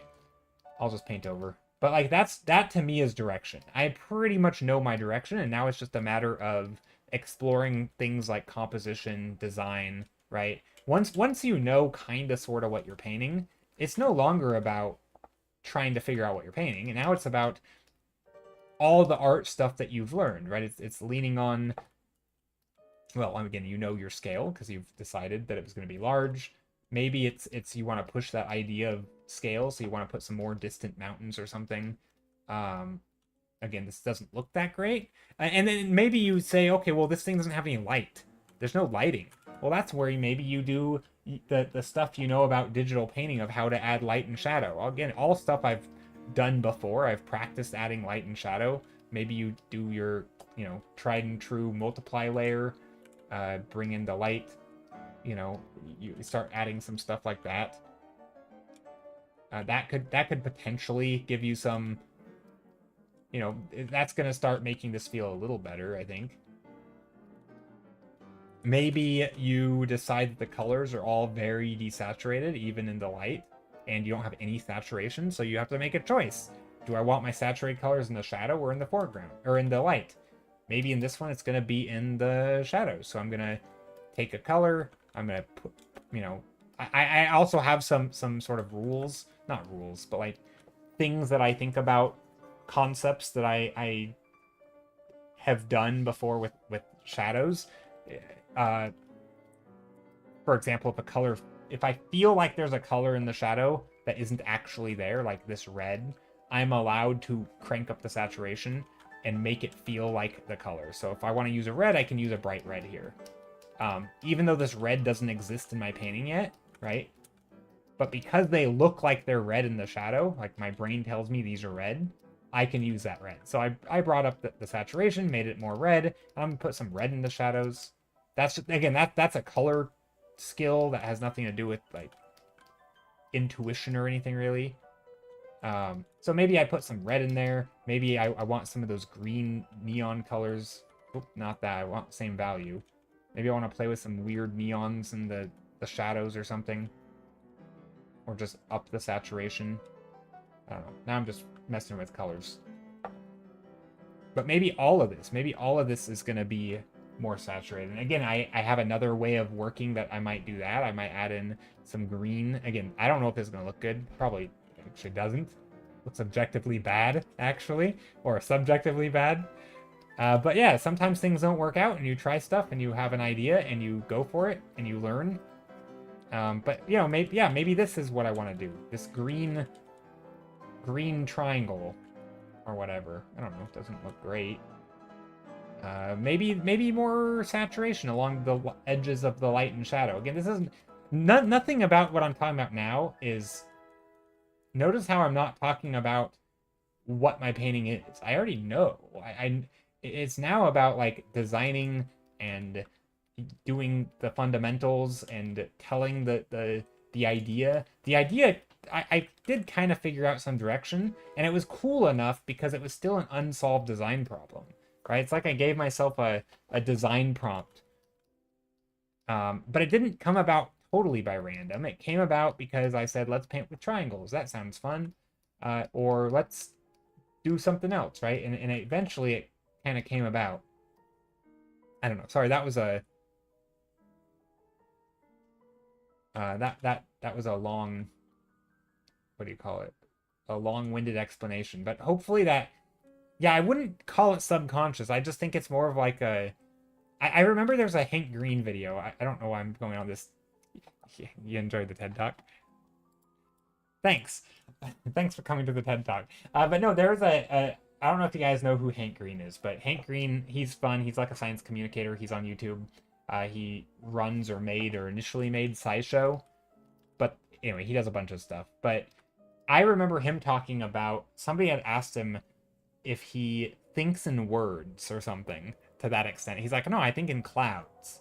And I think I kind of do too. There's like a big, it's like an idea, right? There, you think in ideas. That's what he eventually said. So when I have a bunch of connected ideas in my head that I've learned from art, and when I'm thinking about what to do, I will go towards the idea. Well, it depends. Sometimes I go towards multiple ideas, but it's kind of, gosh, what am I trying to say? I don't know what I'm trying to say. I lost my train of thought.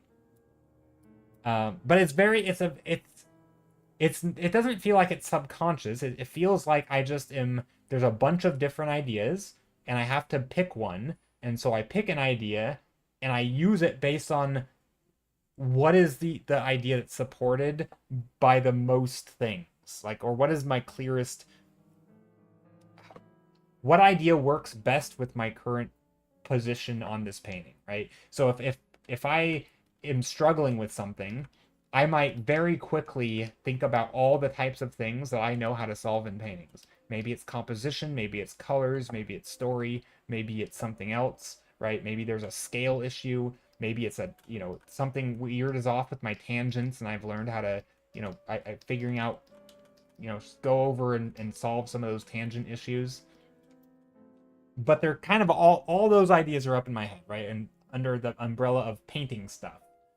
But when I have a problem in art, I will sort of pick from that list of the thing that seems most important. And I might take some time to think about it. But sometimes it's really obvious. It'll be like, oh, my colors are off. Okay, well, here's a new idea of all the stuff I know about colors. Maybe it's a saturation issue. Maybe it's a value issue. Let's check values real quick. Nah, they seem readable. Maybe not. Maybe there's not a good separation between midground and background. So let's go in and add a little dark line. Now I could have done something different. I could have lightened up the background. I could add some fog, right? Could add some fog here to darken up that line to make the foreground read from the midground. I could add a dark line. There's a million ways I could do this problem. I don't know if one is better than the other, right? This is where like I like to talk about like games. I don't know if one, you know, strategy here is better than the other. I do sometimes know that if I lean on one strategy too much, if I'm constantly, you know, adding layers of fog to show depth and distance, is just dividing all my layers with fog, that gets boring. I at some point I just want to do something different, and so I will just choose a different strategy and say, oh, let's play with that one a bit. Let's, instead of adding a layer of fog, let's add a layer of dark rocks or dark trees, right? Just to help break up the scene. And to help show scale. And so suddenly you have a scene, and again, a lot of these ideas aren't random. They're things that I've learned from other paintings. They're things that I've tried before and failed and I want to try again, or they're things I tried before and succeeded and I'm like, this is a good solution. It's very hard to explain how your mind works because it's not like, but nothing I'm doing is just coming to me out of the blue. Like, all of it is stuff that's super relevant to art that I've learned about before and I thought about before.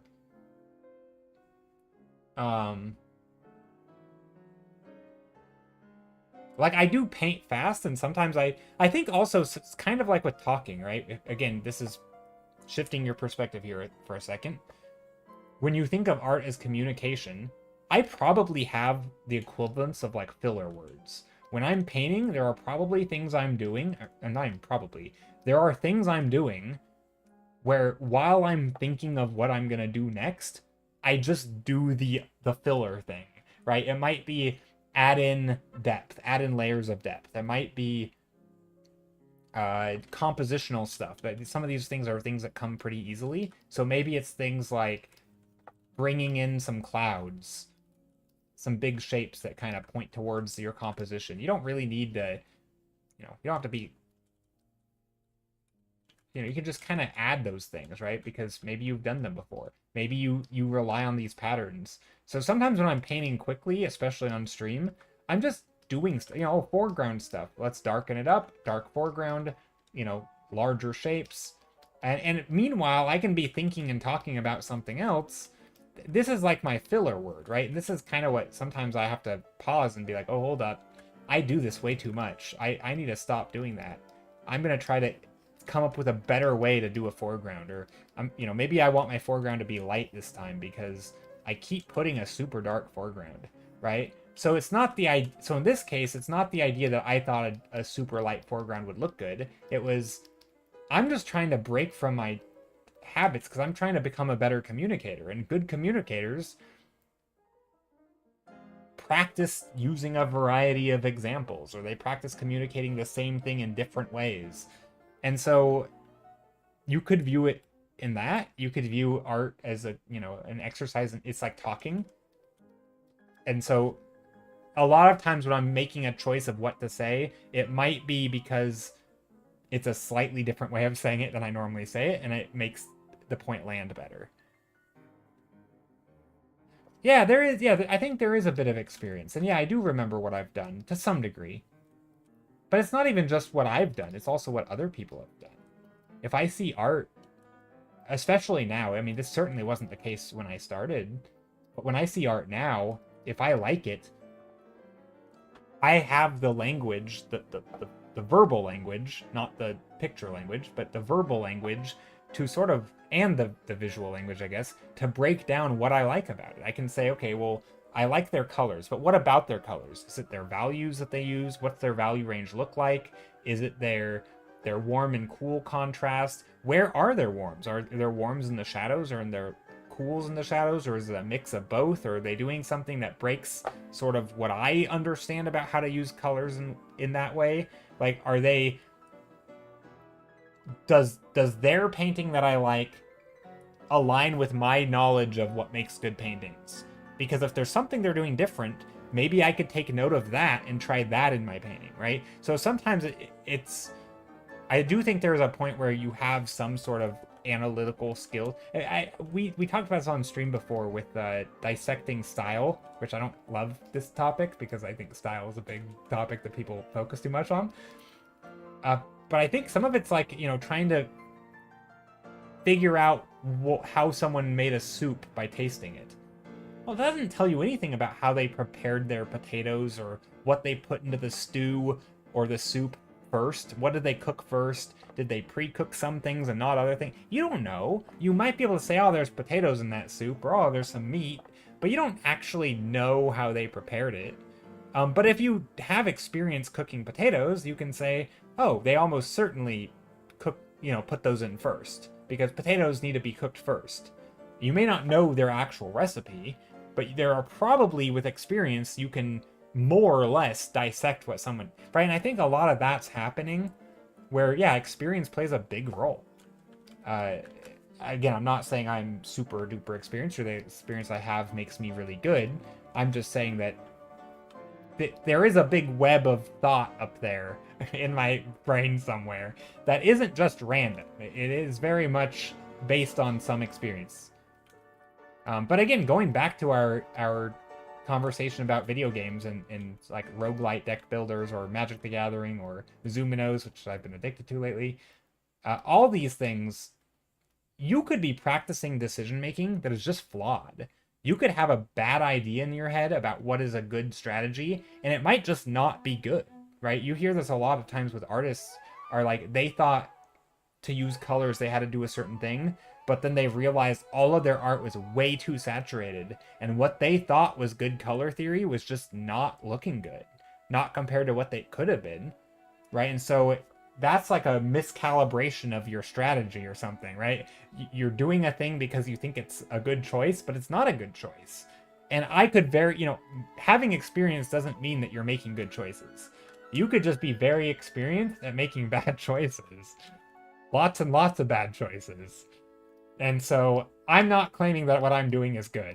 I'm just saying I've done it a lot. And so some of those choices do come very easily. I would like to think that some of my choices are okay. But I am under no illusion that having experience makes you good. You could be experienced in bad form. Anyway, so there is my example painting with a triangle. And again, I could go on this more about, you know, different shapes. You know, maybe these aren't the best shapes. Looks fire. Yeah, I don't know. Looks fire. I don't know if I agree with that. You know, maybe I want more triangular shapes in here, or more shapes in general. More negative shapes. Big, medium, small. I have small shapes. I don't really have any medium shapes. And this wasn't really supposed to be anything. You like the colors? Yeah, I think I like the colors. I will say, I'm pretty happy with most of my color knowledge. You know, it's not probably my...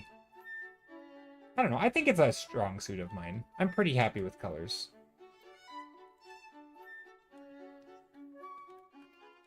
Somewhere floating out there on the internet is a tutorial by...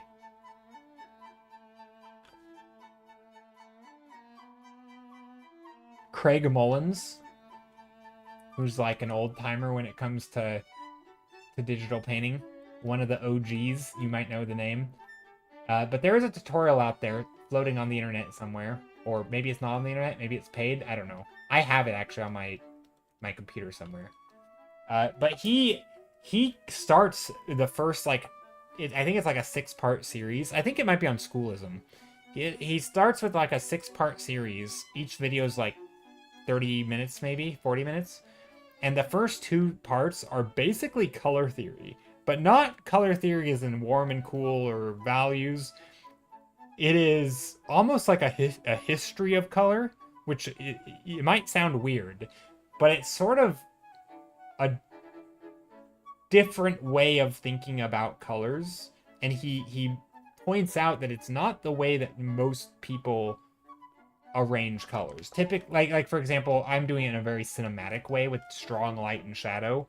But that's not the only way, right? You can arrange them based on value of the color, like a dark shirt contrasting a light shirt has nothing to do with the light, right? Lighting is not important here. It's purely color palette. A bright green might contrast against a dark blue. Again, regardless of the light and shadow. And so he kind of goes through talking about that, and I think I don't paint like that, but I will say having knowledge a little bit, and I have tried painting like that, having knowledge of different ways of doing color does allow you to play around. Maybe you do want a shape in here. If all you ever do is contrast with light and shadow, what if I wanted a shape in here? Well, does this mean this has to be in light? Well, no, of course not. It could be in shadow. It could just be a brighter value in shadow, right? It could be a brighter material. Maybe it's a green paint on the side of the rock or something, right? You could have other materials, and you can pivot from thinking purely about lighting and colors in that way to thinking about colors with materials. Or you could think about colors with... what other ways is there? That's pretty much all I know. Colors with materials or colors with the light. But being able to sort of seamlessly move from one to the other, I think is I'm not quite there yet, but that would up my color skill a little bit, I think, because then you can, like right now everything feels the same value, right? And I don't, oh, I guess not. That's not true. These dark shapes here are different values than the other things. But, okay, composition. We were talking about what is wrong with this painting. Or maybe we weren't talking about that, but I was thinking it.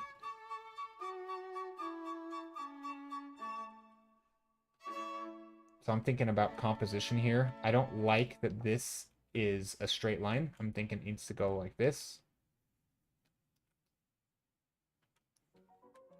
And this could go like that. And then this could go like this. So when I do this, I actually immediately think of, what's his name? There's a guy.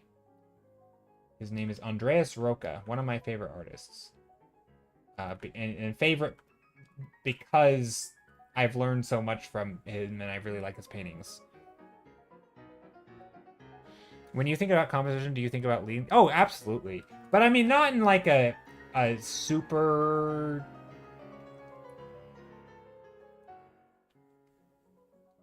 Like, not in a super... I think there's a little bit of like pseudoscience around leading the eye. Because something I never liked is like, people would always be like, this line leads you into the page. Well, doesn't it also lead you out of the page? Like, this line can go either way. So like, that's not really, I mean, I think it's true, but I think there's some, I don't know. I think for me, it's more just about focal point. Yes, leading lines are interesting because they also have like not an emotional impact, but leading lines, depending on what the leading line is, like a path just says like, people exist, they can walk on this, right? It's almost inviting.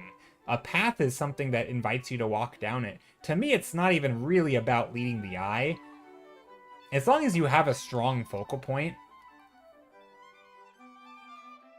and something like this, for example, I'm not claiming this is a great painting, but did I really think about leading the eye? Not really. This one is like 99% of this painting hinges on the fact that there's just a big contrasting shape in here. And within this big shape, there are smaller shapes that demand even more contrast, right? You have bright red contrast with all the, saturated contrast down here, but the big shape overall is contrast. Yes, technically there's some leading lines, and there's some lines that cut across the page and kind of frame it in various ways. This one kind of goes in, but I didn't think about that when painting this. I was just placing objects around it because I thought I guess framing it is a better way. If you're framing it with contrast, you're framing, light contrast against dark, and then maybe I put a nice dark frame around it too. I guess, yes, they're leading the eye, but that's like, if I were to list the top 3 compositional things, in this painting, I don't think leading the eye is the main goal. I mean, yes, you're leading the eye with contrast, right? People will look where there's contrast. As far as like literal lines that like soften the edges and, I do think that looks okay, right? Having a thing that kind of rounds out the corners. I don't like lines, for example, like if you have a line that goes straight to the corner, that is also, yes, leading the eye off the page, but so is this. My issue with something going straight to the corner is more of it's a weird tangent, right? So it's a little bit of all of those things. Yeah, restricting the eye from wandering. But again, that's what we're talking about by leading the eye, is like trying to control it. Does it really restrict it from wandering? Maybe, kind of. It does give something that there's detail here. Yeah, I mean, that's true. I guess it does that. But I do think that's... Yeah, of course. Oh, you say of course, but... Yeah, I mean, I think anytime there's a silhouette, you're going to look at it, right? If there's a contrasting element. So if you have your highest contrast right in the middle, and then you go outward anywhere to look at something, you're probably going to stop at the next highest contrast. But sometimes people talk about it like you just want lines to go around because you're going to like move from one line to the other. I don't think that's totally how it works. Like, if the line is subtle and light, it's not going to count as a line. If it's a soft enough line, it's not because of the line itself, it's because of the contrast. You could just put a bunch of points of secondary contrast around, and as long as they're contrasting enough, not competing with the main contrast, right? Less contrast than that, but as long as they're still interesting enough, you will get caught on them. it's not, I don't think it's always about a physical line or a barrier, or it's just about having more points of interest that you can jump around from. But yes, arrows are nice. If you, depending on what you're doing, if you have a literal arrow, you'll look where the arrow's going. Like, that's how it works, right? Like, yes, people do look at arrows. They look at, you know, faces looking in a direction. Like we just watched, we literally watched a video about this, right? But I do think there's a little bit of, I don't know if I would want to call it pseudoscience, but like overstating this idea that like we are, you know, we just see line, like in real life, I have lines all around me. I have lines on the top of my screen, which I guess kind of is a border, and I don't break that line, but also there's a depth perception thing there. I mean, I have lines all over, you know, a poster on the wall, doors. I don't just like see them and get caught by a line, you know. I mean, maybe that, I don't want to be making, you know, an argument where there isn't one, but it's more about contrast and I mean, yes, you can lead the eye, absolutely. And some things lead it more than others. But I think contrast is the real thing. A lot of lines create a form of contrast, whether they break apart an image in a certain way that you're sort of drawn to that. You know, like for example, if you have a bunch of lines going one way,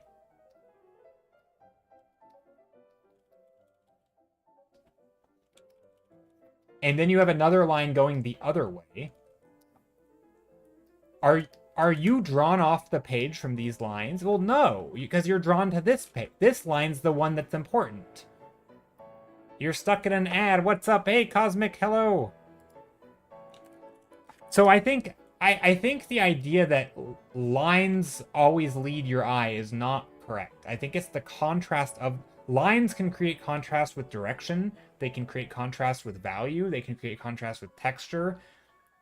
But you can also have non-lines that do that, right? You can have shapes that do that aren't objectively like a line pointing somewhere or leading somewhere. I think having points of interest that sort of follow a path, and maybe that's what people mean when they say lines, is just having a bunch of points around the image that, like, when you're done looking at one point, you can kind of just move to the next point. It doesn't have to be in this order, though. You could technically move from here, or start here, move to this one, and then these, because they're less important, right? This being the most contrasting, this being, you know, so is that a line? Sure, but it's kind of like a weird zigzag. I mean, I don't know. I'm not opposed to the idea that leading lines, I mean, leading lines are a thing, but I don't really think it works quite the way a lot of people describe it.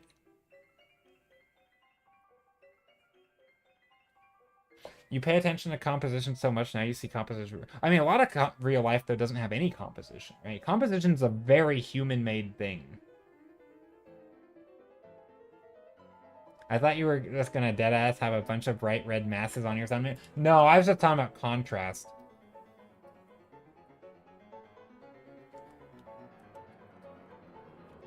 Speaking of contrast, let's put some contrast. Yeah, I'm definitely not anti-leading line. I just also think that that is not... The leading line oftentimes, I think, draws contrast because it's... or it draws attention because it's contrasting. Because again, if you don't have enough... Like, take like a vignette, for example, right? Vignettes are really soft leading lines. Vignette being a fancy word for just dark around the edge. But that's just making a focal point in the middle, right? Like,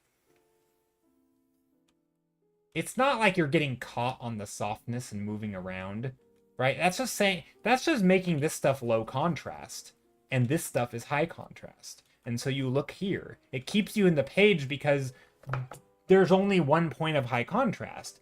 Obviously, if you had a bunch of high contrast over here, you'd look over there. But the vignette is keeping you, and technically it's making a line, but it's not the line itself, it's the fact that you're controlling contrast.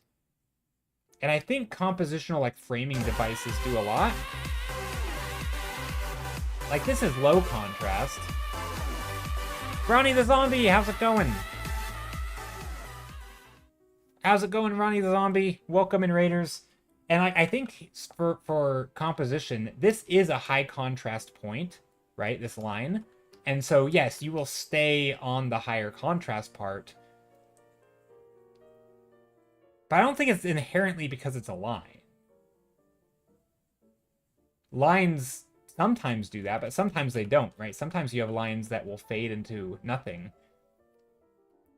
which you might end up looking here, right? But then not anywhere else, because there's nothing else there, and like this is no longer high contrast and it's boring too. And so you might have a line that is only going to draw you to one point in the line, but not along the line, right? Because the line might get progressively lower contrast, but still being a line. So I don't know. I guess I would just I'm there's part of me that feels like there needs to be maybe there is literal science around this, because there is actually a surprising amount of like science around perception. And I know certain things like pointing gestures, looking gestures, right? Those can all draw your attention through like imagined lines, because we do follow lines and follow paths. Like for sure, we follow paths in real life. If you see a trail, you're like, oh, where does it go?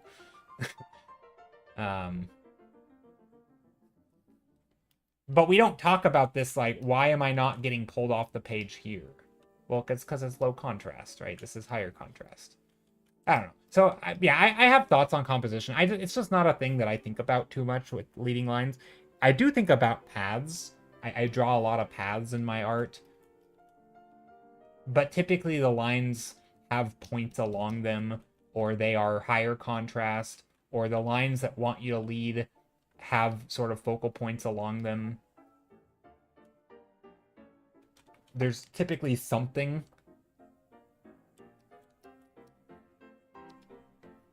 I have contrast blindness in the sense that I barely put any contrast because I already have the drawing in my head, and I'm like, okay, this is all clear enough. I do the same, and I don't think you're alone. I wouldn't...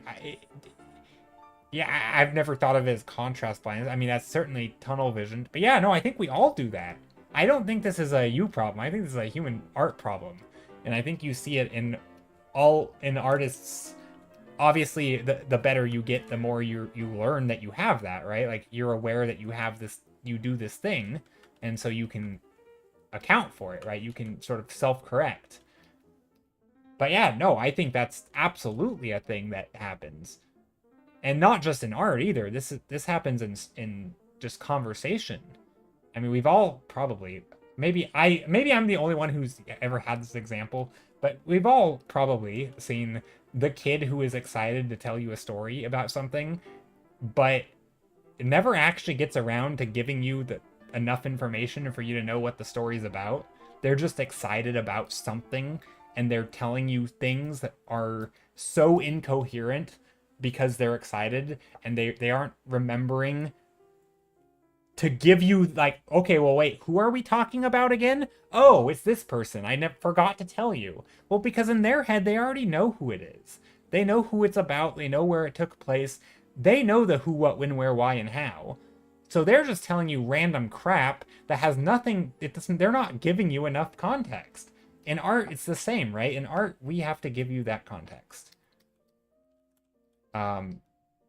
Because and that's where, contrast and composition and all these things that you learn about in art, that's where you have to do that. That's the who, what, when, where, why. That's supplying that information that provides the viewer enough pieces to understand what they're looking at.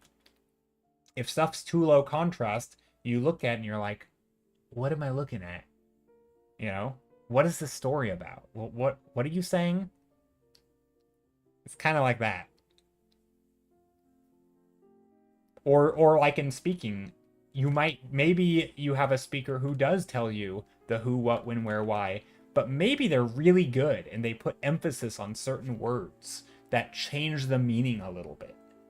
That's good storytelling. That's really good communication. And artists do that too. So yeah, maybe we have clear enough values and we have clear enough color, but maybe we just want to put a little bit of emphasis on just the right spots to really emphasize that thing.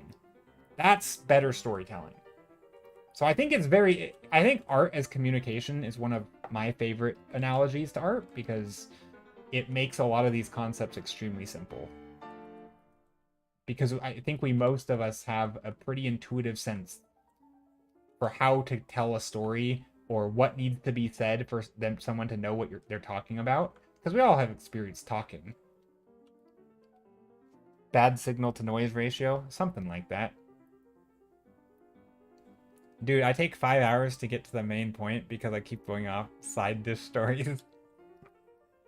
Yeah, also, how are you, Cosmic Noodles? It's been a long time. I think I asked you all that. I think I said hello before you technically were loaded in the stream because you were in an ad. But yeah, how are you? I hope you're doing well.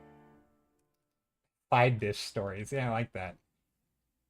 And that's what's getting focused on details in a painting is, right? That's going on your side dish stories. That's going on a random tangent that is not important to the main story.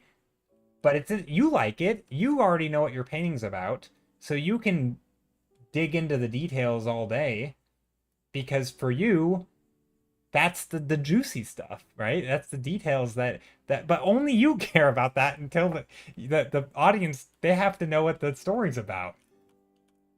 So you can't do the side dish details until you do the main story, which is the main composition, the main focal points. Doing good though? I'm doing pretty well. I'm very tired. I'm addicted to a game. It's called Zoominos. I'm trying to promote it. No, not really. Not sponsored, by the way, but it was made in part by somebody in stream here who is maybe they're in chat right now. I don't know.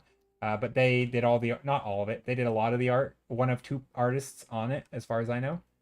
And it's a great game. It's like a roguelite deck builder game, kind of like Balatro. I don't know if that means anything to you, but it's very addicting. And it's really cute. It has great art, and yeah, it's fun. I'm completely addicted. So I've been playing that a lot. Not my genre, but I searched up nice art. Yeah. Yeah, it's probably not everybody's genre. Although I will say I had never played anything of this genre either, and I'm completely addicted, so never know. How do you spell it? Z-O... I'll spell it. Like dominoes, but with zoo. You're a zookeeper. Well, you play as... You play... Actually, I don't know what you are. Are you a zookeeper, or do you play against the zookeepers? I don't actually know. I feel like I should know, but admittedly, I mostly pay attention to the game mechanics. But basically, it's kind of, yeah, it's a roguelite deck builder. You have a deck of dominoes, essentially. You connect them based on animal type or color. So like a land animal can connect to a land animal. But a lot of the dominoes, you also have things like you know, various rounds. You pick new animals, and animals have bonuses that can do things to your deck and manipulate in various ways. You have... Yeah, it's just a lot. It's good fun. It basically can get... You lose if you don't reach the point goal. And so the goal is to not lose. And as you progress, it gets harder and harder, which means you have to make choices of like, what do you add to your deck? What do you take out? How do you manipulate it? It gets very... It can get very in-depth. But it also can be very chill if you want. It's kind of... I relate it a lot to like Teamfight Tactics, Balatro, what other games? Drafting and Magic the Gathering, very similar to that. where you have sort of a somewhat random assortment of things, and you have to make choices slowly with non-perfect information, and you have to base your previous choices on or you have to base your current choices on your previous choices, and you sort of incrementally build up.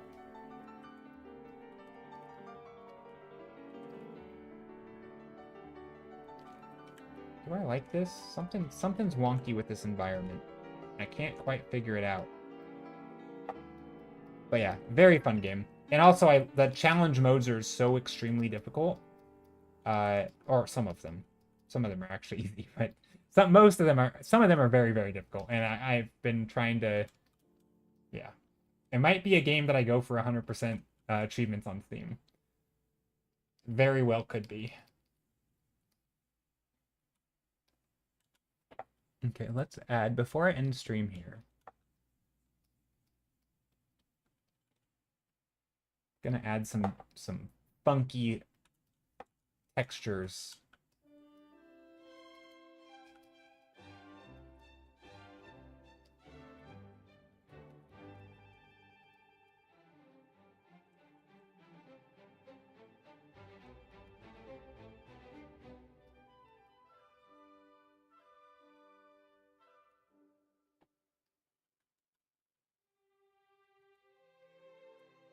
Looking really tasty? Thanks.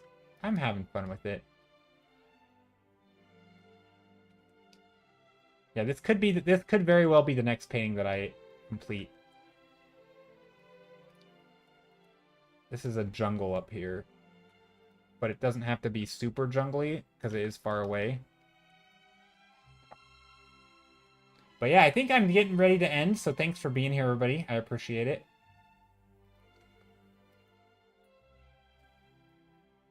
I will probably be getting food and then playing video games. So yeah, I think this is the next painting I'm going to work on. Definitely should put some pink in here, though. Because, you know, water reflects sky. And if the sky is pink, then so will the water. Or the water reflections.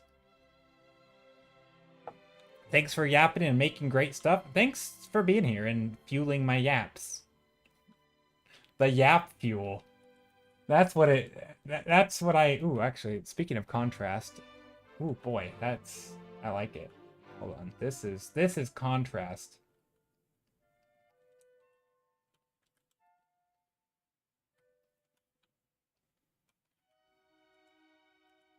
Oh.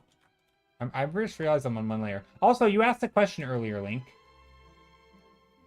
You asked, do I undo much, or do I mostly paint on one layer because it doesn't look like it, or you said it doesn't look like I undo much.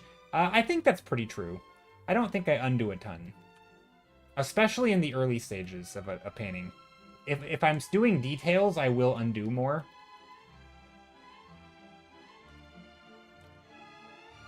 But I kind of prefer to paint over things, because I find painting over sort of keeps that momentum going forward, and one choice can lead to another, and sometimes those mess ups.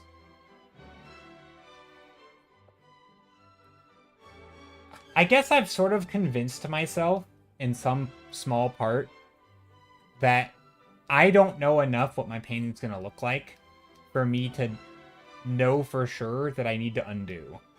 Like, I'd rather just paint it over and continue changing it, because I guess sometimes I do know what I don't want, admittedly. So obviously an undo would be fine. But I'm also not totally sure what I do want, so I'd rather just keep going forward and change it that way, because I'm gonna have to experiment anyway. And a lot of painting, there's like a critical mass kind of thing.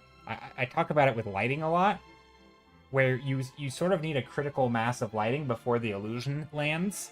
So no amount of, like, does this stroke look good for the lighting? Well, no. It looks stupid. But if I add enough of it, right, this stroke might look stupid, but if I had that one, and this one, and this one, and these, and some over here, suddenly this stroke doesn't look so bad, right? Because I mean, maybe it still does. But at some point, the critical mass of lighting makes all of these things work, right? And so it's very hard for me to like convince myself that this stroke was wrong because I just needed to continue. I can always repaint it a little. Maybe I reshape it. Yeah, it doesn't look as out of place, even though it's still there, because I've added more. Now, I'm not saying this looks good, and obviously if I spent more time, but now maybe I go in and change it. Maybe now I soften it up. But I didn't know how soft it needed to be at first, right? It wasn't until I, maybe... Also, what's wrong with this brush? Why is it looking like this? Right, maybe I come in here and I soften some of these up.